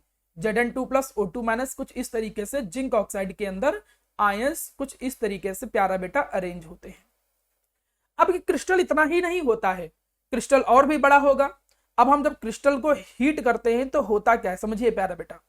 जब हम क्रिस्टल को हीट करते हैं तो कुछ जिंक ऑक्साइड ये क्या हो जाता है, ब्रेक कर जाता है। कैसे ब्रेक कर जाता है, ये जिंक ऑक्साइड ब्रेक करता है कुछ इस तरीके से, ये टूटता है Zn2+ में प्लस हाफ O2 में। ये जो ऑक्साइड आयन है, एक्चुअली में जो ऑक्साइड आयन है वो अपने इलेक्ट्रॉन को लूज करके O2 बना देते हैं और इलेक्ट्रॉन रिलीज होते हैं। अब कॉन्सेप्ट ये कहता है कि ये जो इलेक्ट्रॉन रिलीज हो रहे हैं, यही इलेक्ट्रॉन आकर इस इंटरस्टिशियल साइड पे बैठ जाते हैं। सुनिएगा, ये इलेक्ट्रॉन आते हैं और ये कहां पर बैठ जाते हैं, इंटरस्टिशियल साइड पे। ये इलेक्ट्रॉन इंटरस्टिशियल साइड पे ट्रैप हो जाते हैं। ये इलेक्ट्रॉन जो इंटरस्टिशियल साइड पे आए हैं, इसको भी हम एक नाम देते हैं F सेंटर। लेकिन पुराने वाले F सेंटर से इसमें अंतर क्या है, दोनों में इलेक्ट्रॉन ही ट्रैप हुआ था, लेकिन वहां पे इलेक्ट्रॉन ट्रैप हुआ था एनायनिक वैकेंसी के अंदर, और यहां पे इलेक्ट्रॉन ट्रैप हुआ है मेरा प्यारा बच्चा किसके अंदर, इंटरस्टिशियल पोजीशन पे। अब जब इंटरस्टिशियल पोजीशन पे ब्रेक करेगा, ये नहीं कि केवल इलेक्ट्रॉन आएगा, Zn2+ जो होते हैं ये भी यहां पर इंटरस्टिशियल पोजीशन को ऑक्युपाई कर लेते हैं, जिसकी वजह से ओवरऑल इलेक्ट्रिकल न्यूट्रलिटी में कोई प्रॉब्लम नहीं आती है। क्योंकि देखो पॉजिटिव चार्ज हुआ, निगेटिव चार्ज हुआ, पॉजिटिव चार्ज हुआ, निगेटिव चार्ज हुआ, 2 पॉजिटिव 2 निगेटिव। तो एक बड़ा सा जिंक ऑक्साइड का जो क्रिस्टल है, उसमें जिस पोर्शन पे हम हीट करते हैं, तुम ये कह सकते हो कि वहां से कुछ जिंक ऑक्साइड हीट करने के कारण ब्रेक हो जाता है। और ब्रेक कैसे होता है, कुछ इस तरीके से डिसोसिएट होता है। और डिसोसिएट होने के बाद ये जो Zn2+ है और O2 इलेक्ट्रॉन है, सॉरी, ये दोनों क्या करते हैं, इंटरस्टिशियल पोजीशन को ऑक्युपाई कर लेते हैं। और ये इलेक्ट्रॉन जो इंटरस्टिशियल पोजीशन को ऑक्युपाई किया है, इसको भी हम F सेंटर ही बोलते हैं। मेरी कुछ बातें समझो, ये जब बोर्ड के लेवल में क्वेश्चन आता है प्यारा बेटा, तो आपको इतना ज्यादा डायग्राम बना के एक्सप्लेन करने की जरूरत नहीं होती है। आप कभी भी पिछले 10 से 12 सालों के पेपर देखो तो जो क्वेश्चन आया है वो क्वेश्चन ये आया है कि बताओ जिंक ऑक्साइड जब प्योर होता है तो व्हाइट होता है, हीट करने पे येलो कलर क्यों देने लगता है। तो बस आप केवल एक लाइन लिखोगे, ड्यू टू F सेंटर, बस। और अगर उसके साथ साथ तुम ये इक्वेशन भी मेंशन कर दे रहे हो तो बहुत अच्छा। ये इक्वेशन मेंशन करने से ये पता रहता है कि आपको थोड़ा बहुत मैकेनिज्म पता है। ये जो जिंक ऑक्साइड के कुछ पार्टिकल जो होंगे, ये जो मॉलिक्यूल्स होंगे, वो ब्रेक होने के बाद Zn2+ और इलेक्ट्रॉन में ब्रेक टूट जाते हैं और यही आकर इंटरस्टिशियल साइड को ऑक्युपाई कर लेते हैं। जो कुछ देखिए, हमने कहा इतना बड़ा क्रिस्टल है, अब इतने बड़े से क्रिस्टल से मैंने हीट किया तो किसी जगह के जहां पे ज्यादा हीट मिल गई होगी, जिस जगह ज्यादा हीट मिली गई हो गई वहां पर ब्रेकिंग हो गया होगा। Zn ऑक्साइड वो Zn2+ O2 और इलेक्ट्रॉन में ब्रेक कर गया होगा।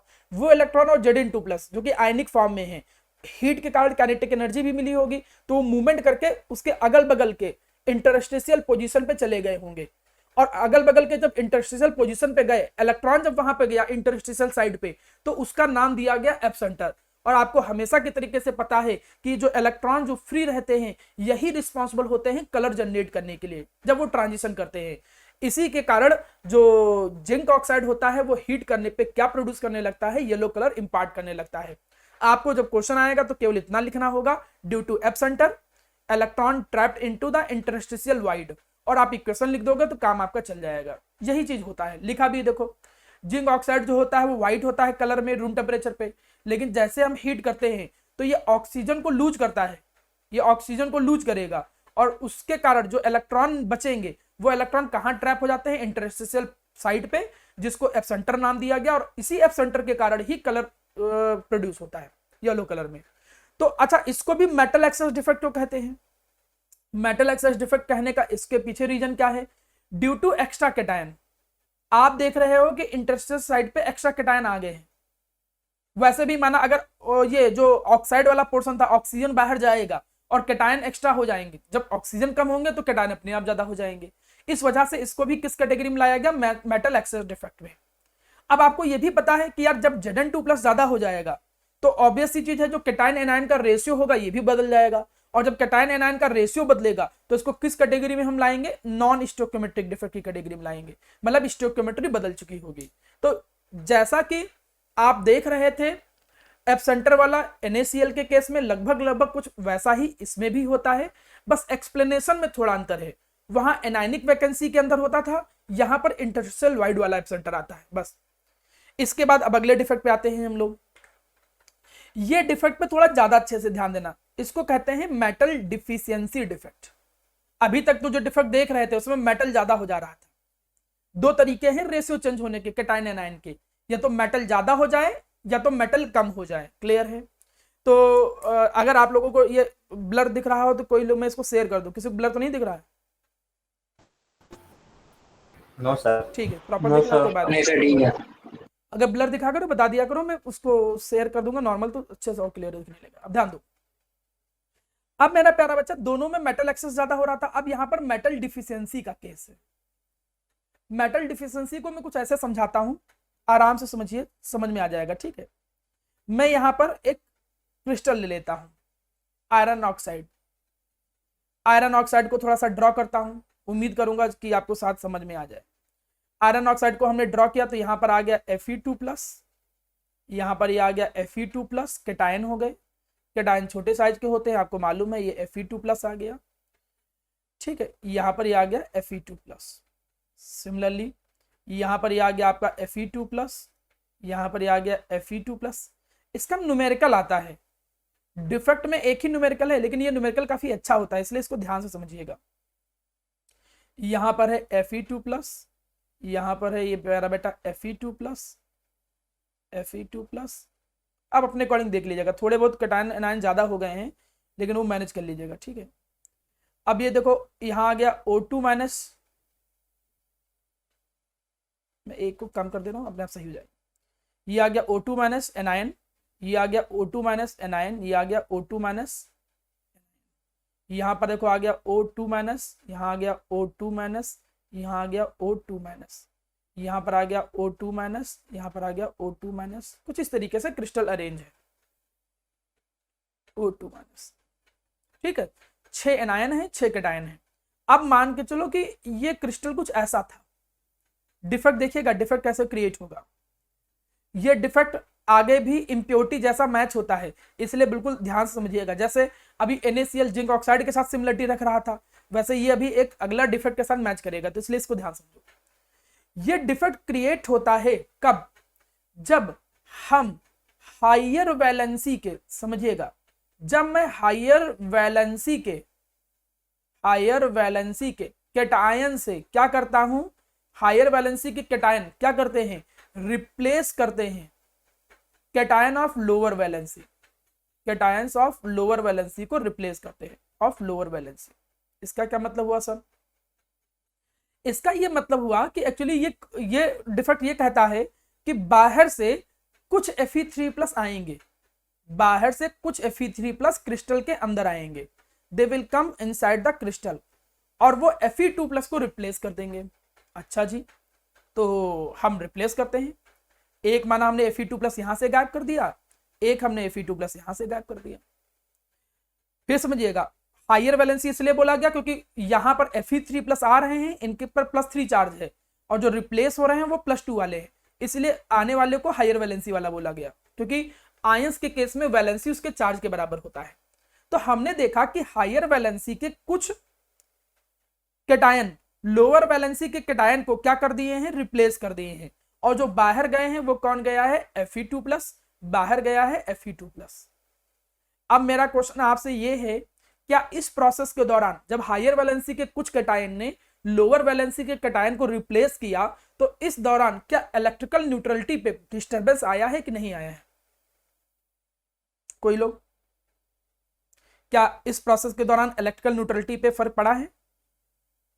Yes sir. हाँ, Yes, sir, पड़ा है। क्यों फर्क पड़ा है? Yes sir. फर्क इसलिए पड़ा है क्योंकि जो चार्ज अंदर आया है वो देखो 6 पॉजिटिव आया है, एक Fe3+ पे 3 पॉजिटिव है, तो टोटल चार्ज कितना है, 6 पॉजिटिव, और जो चार्ज निकला है वो कितना निकला है, 4 पॉजिटिव। मतलब तुम क्या देख रहे हो, आया है 6 पॉजिटिव चार्ज और निकला है 4 पॉजिटिव। ये बात कैसे बनने वाली, इलेक्ट्रिकल न्यूट्रलिटी तो डिस्टर्ब हो जाएगी।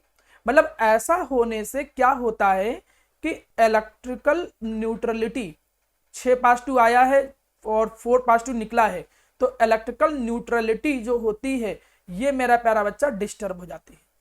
इलेक्ट्रिकल न्यूट्रलिटी जो होती है वो डिस्टर्ब हो जाती है। अच्छा, तो इलेक्ट्रिकल न्यूट्रलिटी को मेंटेन करने के लिए, to maintain it, electrical neutrality को मेंटेन करने के लिए एक्स्ट्रा एनायन बाहर चले जाते हैं। Extra anion leave their lattice site, extra anion को अपने लैटिस साइट को क्या करते हैं, लीव कर देते हैं। सम एनायन, एक्स्ट्रा बना बोलो, सम बोलो, some anion leave their lattice sites. मतलब क्या भाई, 6 पॉजिटिव आया है और 4 पॉजिटिव, देखो 6 पॉजिटिव आया है, 4 पॉजिटिव जो है निकला है। मैं गलत बोल दिया, मैं थोड़ा सा गलत बोल दिया, एनायन का यहाँ पे कोई रोल नहीं है, मैं थोड़ा सा गलत बोल दिया, ठीक, एक्स्ट्रा वर्ड था इसीलिए मुझे थोड़ा डाउट भी हो रहा था। यहाँ पे क्या हुआ कि सो मेंटेन इट, तो इसको मेंटेन करने के लिए, इसको मेंटेन करने के लिए some other extra cation, some other extra cation, anion की जगह कैटायन होंगे, कैटायन लीव देयर साइट। अभी मतलब समझाता हूं, लीव देयर साइट। भैया आया था 6 पॉजिटिव, निकला है 4 पॉजिटिव, तो न्यूट्रलिटी तो तभी मेंटेन होगी जब 6 पॉजिटिव ही निकले, जितना आया है चार्ज उतना ही निकले। तो इस वजह से एक एक्स्ट्रा मेरा प्यारा बच्चा क्या होगा, कैटायन और निकल जाएगा, एक एक्स्ट्रा Fe2+ और निकलेगा, यहां से एक एक्स्ट्रा Fe2+ और निकलेगा। तो अब आप कहोगे सर ऊपर वाले भी तो निकल ही रहे थे, तो इसको एक्स्ट्रा क्यों कह रहे हैं? इसको हम एक्स्ट्रा इसलिए कह रहे हैं क्योंकि बाकी को रिप्लेस किया गया है प्यारा बेटा। ये देखो, मतलब ये जब 2 निकले थे तो इसकी जगह पर Fe3+ आए थे, लेकिन ये जब निकला तो अपने पास वैकेंसी क्रिएट कर दिया, और ये जो वैकेंसी क्रिएट हुई है इसको हम कहेंगे क्या, इसको हम कहेंगे कैटायनिक वैकेंसी। इसको हम क्या कहेंगे, कैटायनिक वैकेंसी कहेंगे। हम कहेंगे भैया ये क्या है, कैटायनिक वैकेंसी है, और ये डिफेक्ट क्रिएट हो गया। इसी डिफेक्ट को हम बोलते हैं मेटल डिफिशिएंसी डिफेक्ट। क्यों मेटल डिफिशिएंसी डिफेक्ट बोलते हैं? क्योंकि जितने आयरन पहले थे अब आयरन के नंबर कम हो गए ना। पहले तुम खुद ही काउंट करो, हर रो में मैंने 3 आयन बनाए थे, मतलब टोटल 9 Fe आयन थे।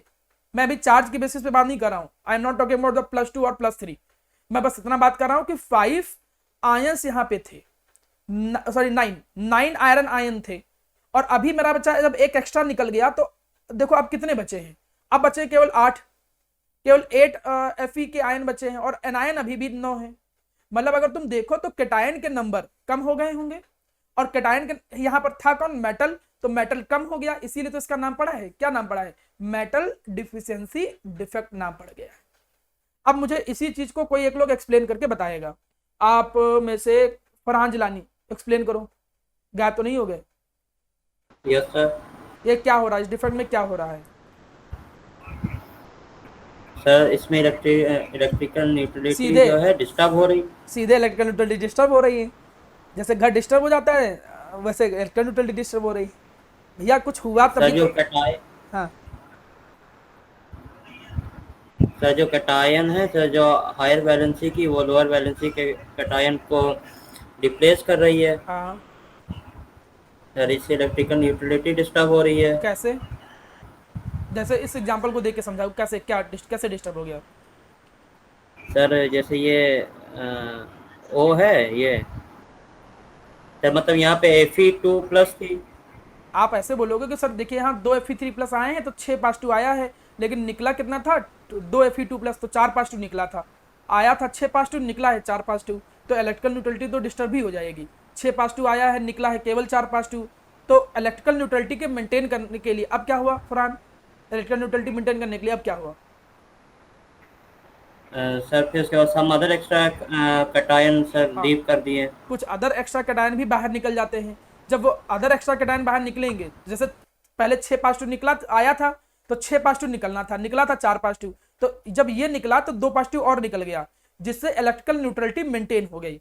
लेकिन एक्स्ट्रा कैटायन के निकलते ही क्या क्रिएट हो गई? कैटायनिक वैकेंसी क्रिएट हो गई, और ये कैटायनिक वैकेंसी क्रिएट हो जाना ही मेटल डिफिशिएंसी डिफेक्ट का रीजन है। इसी को हम बोलते हैं metal deficiency defect.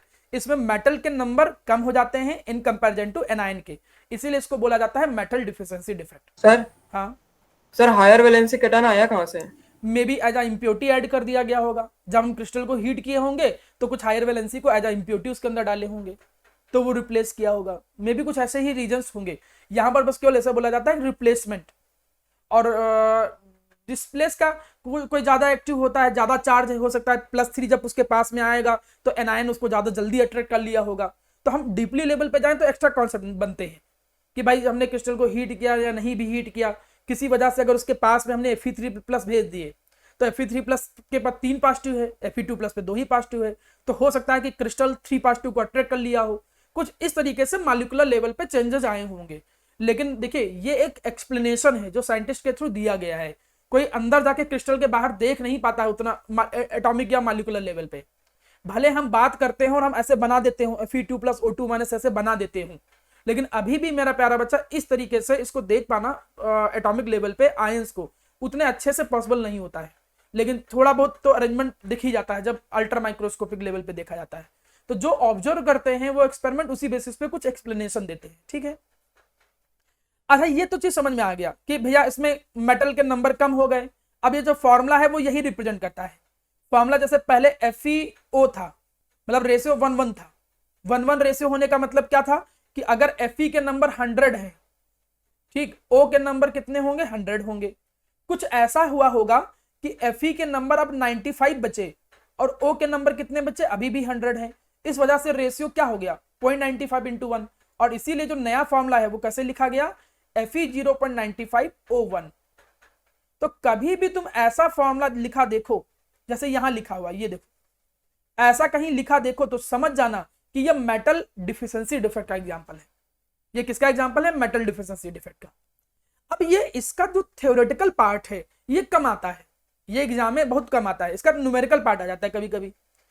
Theoretical part भी आएगा तो आप बना ले जाओगे कि जब कोई भी आयनिक क्रिस्टल होता है तो उसमें हायर वैलेंसी के कैटायन लोअर वैलेंसी के कैटायन को रिप्लेस करते हैं, और सम कैटायन रिप्लेस करते हैं लोअर वैलेंसी के, जिसके कारण इलेक्ट्रिकल न्यूट्रलिटी डिस्टर्ब हो जाती है। सो कुछ एक्स्ट्रा लोअर वैलेंसी के कैटायन को और बाहर जाना पड़ता है, जिसके कारण कैटायनिक वैकेंसी क्रिएट हो जाएंगी और नंबर ऑफ मेटल आयन कम होने की वजह से मेटल डिफिशिएंसी क्रिएट हो जाती है। और इस डिफेक्ट को हम क्या कहते हैं? मेटल डिफिशिएंसी डिफेक्ट कहते हैं। अब ये जो कॉन्सेप्ट जब तुमको क्लियर रहेगा तुम न्यूमेरिकल तभी कर पाओगे। अब इसका न्यूमेरिकल देखो, पहले इसका मैं न्यूमेरिकल बता दूं तब इंप्योरिटी पे आऊंगा।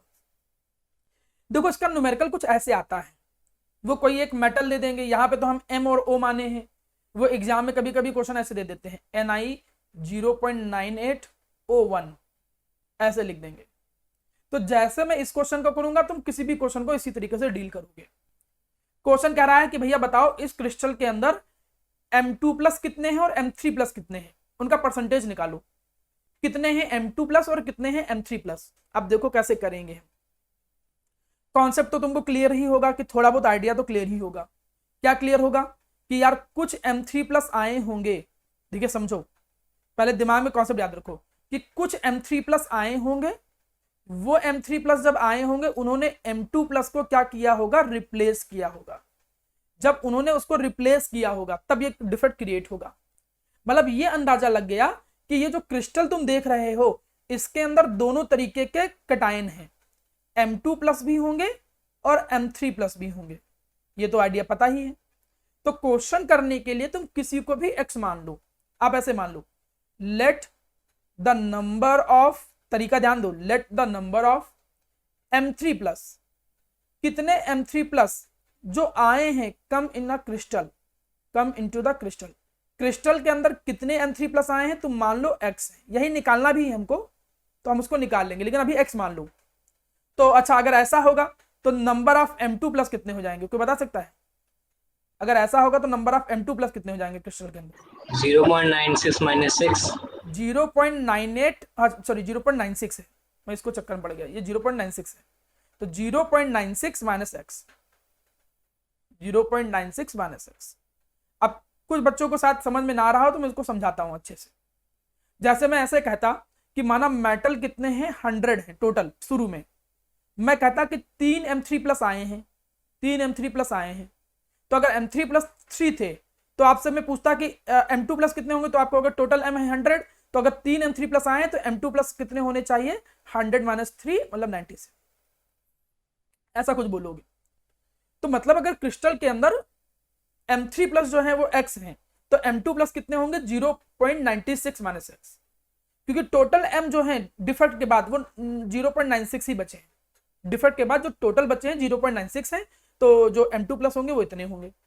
अब यहाँ पे आप रूल लगाओगे, नाउ अप्लाई, नाउ अप्लाई। अब आप क्या करोगे, अप्लाई करोगे रूल ऑफ इलेक्ट्रिकल न्यूट्रलिटी। आप इलेक्ट्रिकल न्यूट्रलिटी का रूल अप्लाई करोगे, इलेक्ट्रिकल न्यूट्रलिटी का रूल अप्लाई करोगे, जो कहता क्या है, total positive charge equal to क्या होगा मेरा प्यारा बच्चा, टोटल निगेटिव चार्ज। ठीक है, टोटल पॉजिटिव चार्ज होगा टोटल निगेटिव चार्ज के इक्वल। अब टोटल पॉजिटिव चार्ज जो होगा वो कितना है, अब पॉजिटिव चार्ज टोटल कितना है। अगर मैं क्वेश्चन ऐसे कहता, मैं कहता कि ये क्रिस्टल है और मैं ऐसे बोलता कि इस क्रिस्टल के अंदर 95 M3+ है और मैं कहता कि 5 M2+ है और मैं कहता टोटल चार्ज बताओ कितना है पॉजिटिव, तो आपका आंसर क्या होता है? तो मल्टीप्लाई करा देंगे वैलेंसी से 95। बिल्कुल, वही मल्टीप्लाई करा देते। आप कहते हैं सर जो टोटल पॉजिटिव चार्ज है 95 इंटू +3 और 5 इंटू +2, इतना टोटल पॉजिटिव चार्ज है। तो यहां पर देखो जो नंबर है वो कुछ इस तरीके से लिखे गए हैं, तो इसी को वैलेंसी से मल्टीप्लाई किया जाएगा। तो जो टोटल चार्ज होगा x है M3+, तो टोटल इसके कार्ड कितना चार्ज आएगा, देखो इसके कार्ड चार्ज आएगा x इंटू +3। ठीक है भाई सूरज। अब यहां पे कितना चार्ज आएगा, इसके कार्ड +2 के कार्ड कितना आएगा, +2 इंटू 0.96 माइनस x और equal to total negative charge. अब टोटल निगेटिव चार्ज कितना है, केवल एक ही ऑक्सीजन है ना, एक ही ऑक्सीजन पे चार्ज कितना होता है 2, लेकिन यहाँ मैग्नीट्यूड रखना है, दोनों तरफ सॉल्व करोगे तो मैग्नीट्यूड रखोगे, तो यहाँ पे 2 रख दोगे। ठीक होता है -2, but you have to put the magnitude, क्योंकि कैलकुलेशन कर रहे हो, कैलकुलेशन में मैग्नीट्यूड ही रखना है केवल चार्ज के बराबर। ठीक, तो यहाँ पर चाहे लिख भी दो जिसे याद रहे, ओनली मैग्नीट्यूड। अब इस वजह से क्या होगा, आप इसको सॉल्व कर लो, सॉल्व करोगे देखो कितना आएगा, 3x minus 2x plus 2 into 0.96 equal to कितना निकला 2। इसको भी पूरा सॉल्व किया तो x इक्वल टू 2 माइनस 1.92, शायद इतना ही आएगा, इसको इतना ही आया। तो x की वैल्यू देखो कितनी आई, 0.08। ये देखो x के नंबर आ गए, x का मतलब M3+ के नंबर इतने आए हैं। ठीक है जी, तो M2+ के नंबर कितने हो जाएंगे, ऑब्वियस ही चीज है 0.96 माइनस 0.08। अब इसको जब सॉल्व करोगे तो आंसर कितना आ जाएगा, तो ये आ जाएगा कितना आ जाएगा 0.96 माइनस 0.92 ना, 92 आ गया पक्का, नहीं गलत बता रहे हो, 0.96 माइनस 0.08 0.88 0.88 तो 0.88। ये थोड़ा सा जो लिखा है आंसर वो सही नहीं है, वो परसेंटेज में लिखा होगा। अब माना तुम्हें परसेंटेज अगर निकालना है तो कैसे परसेंटेज निकालोगे, माना तुम्हें निकालना है परसेंटेज ऑफ M2+। आपको मालूम है कि M2 प्लस आए हैं इतने, M2 प्लस कितने आए हैं 0.88, अपॉन टोटल रख देंगे हाँ अपॉन टोटल रख देंगे, टोटल कितने थे 0.96 और इंटू 100। हाँ इंटू 100 कर दो, बिल्कुल सही। सिमिलरली परसेंटेज आप M3 प्लस निकालना है तो M3 प्लस के नंबर है 0.08 डिवाइडेड बाई टोटल इंटू 100। तो ये क्वेश्चन थोड़ा डील करना आना चाहिए यार तुम्हें। मैं इसका एक क्वेश्चन भी और प्रैक्टिस कराऊंगा, ठीक है, जैसे कंटेंट हो जाएगा तो मैं इसका एक क्वेश्चन और प्रैक्टिस करा दूंगा। लेकिन ये क्वेश्चन अच्छा है, क्वेश्चन तुम तभी कर सकते हो जब तुम्हें थोड़ा थ्योरी भी पता हो और इसका अप्रोच मालूम हो। आसान है, 2-3 लाइन का क्वेश्चन है, बस केवल प्रैक्टिस करने की जरूरत है बस। अब आ जाओ नेक्स्ट, एक डिफेक्ट और रह गया, इसको समझा देता हूं, इम्प्योरिटी डिफेक्ट। जैसा मैं बोला था इम्प्योरिटी डिफेक्ट जस्ट लाइक बिल्कुल वैसा ही है जैसे मेटल डिफिशिएंसी डिफेक्ट है। मेटल डिफिशिएंसी डिफेक्ट ही कह सकते हो एक तरीके से। देखो क्या लिखा है, some foreign atom present at the lattice site in place of host atom. जैसे कि यहां पर एक एग्जांपल आता है, क्या एग्जांपल आता है, SrCl2। इसको जब हम डोप कर देते हैं एज अ इम्प्योरिटी, इसको जब हम डोप कर देते हैं as a impurity into the NaCl। फिर से समझो इसको, एग्जांपल समझो, जैसे NaCl है, NaCl का मतलब Na plus Cl minus, Na plus Cl minus, ठीक है, Na प्लस Cl माइनस।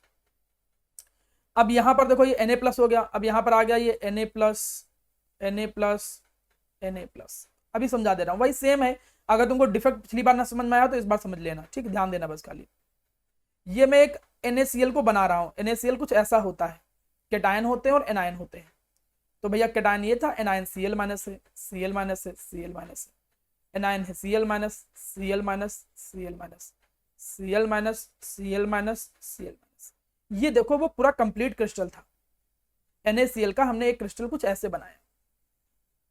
जो डिफेक्ट वहां पे था लगभग डिफेक्ट वैसा ही है। थ्योरी ये कहता है कि स्टॉन्टेनियम क्लोराइड की जब इम्प्योरिटी डाली गई, स्टॉन्टेनियम क्लोराइड का मतलब Sr2+, अगर मैं यहां पर देखूं, और क्लोराइड तो सेम ही है, Cl माइनस Cl माइनस, तो अगर तुम देखो तो ये हायर वैलेंसी का हो गया।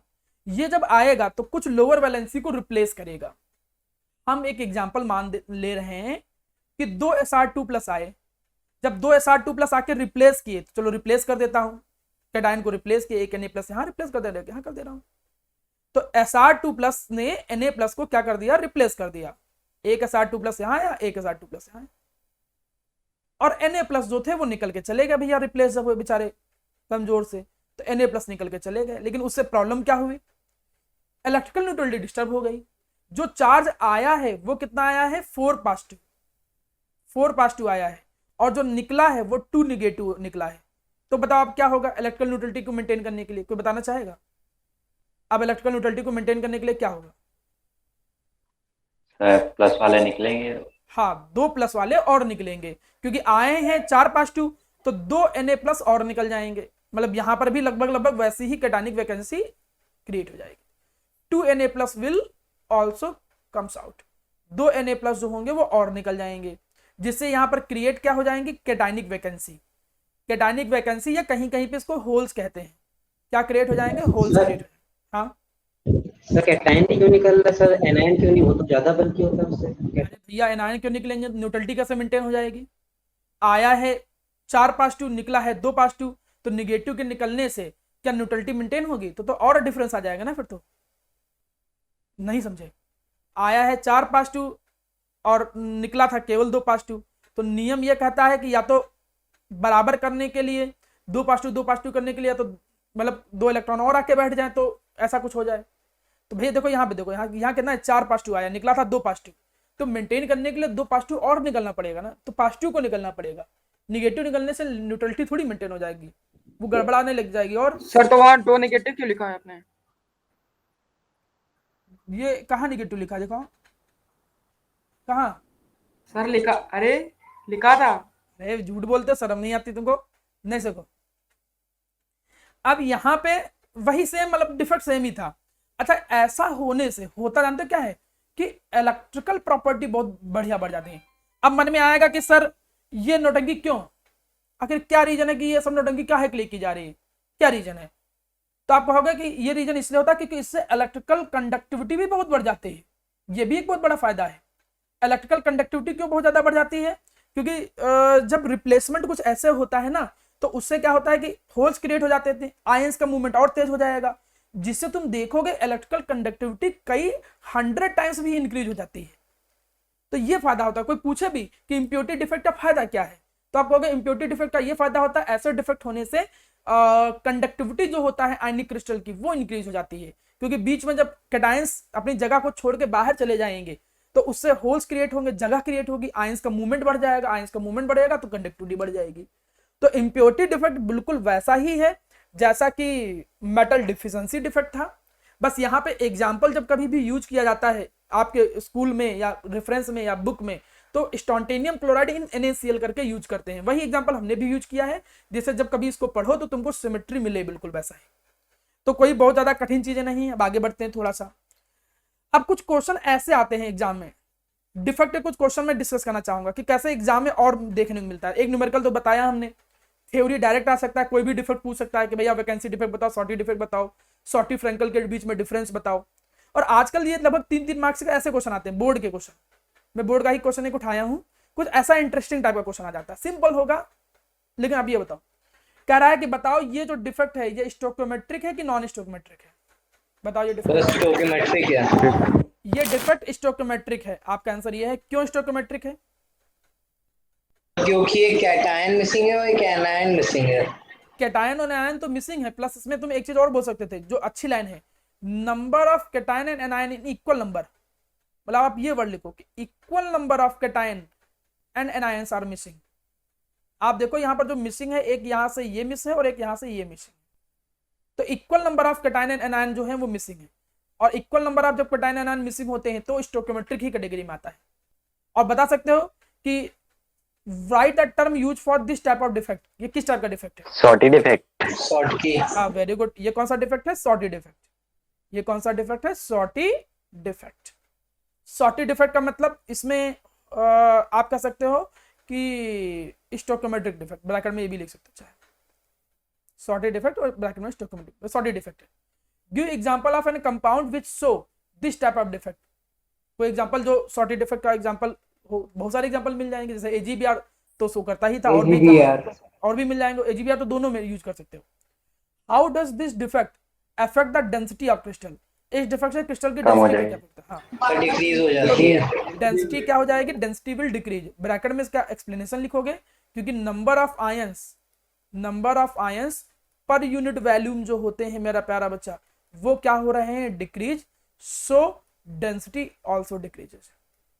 मतलब मैं तुमको ये बता रहा था कि अगर कॉन्सेप्ट क्लियर है तो क्वेश्चन देखो कैसे आएगा, वो तुम हर तरीके से डील कर लोगे। अगर तुम शुरू से डिफेक्ट को ध्यान से देखते आ रहे हो तो सॉर्टी फ्रेंकल के बीच में डिफरेंस आ सकता है, डेंसिटी किसमें कम होती है किसमें ज्यादा होती है, उसको ऑब्जेक्टिव क्वेश्चन बना सकता है। आपसे कोई भी डायरेक्ट क्वेश्चन पूछ सकता है कि यार मेटल एक्सेस डिफेक्ट बताओ।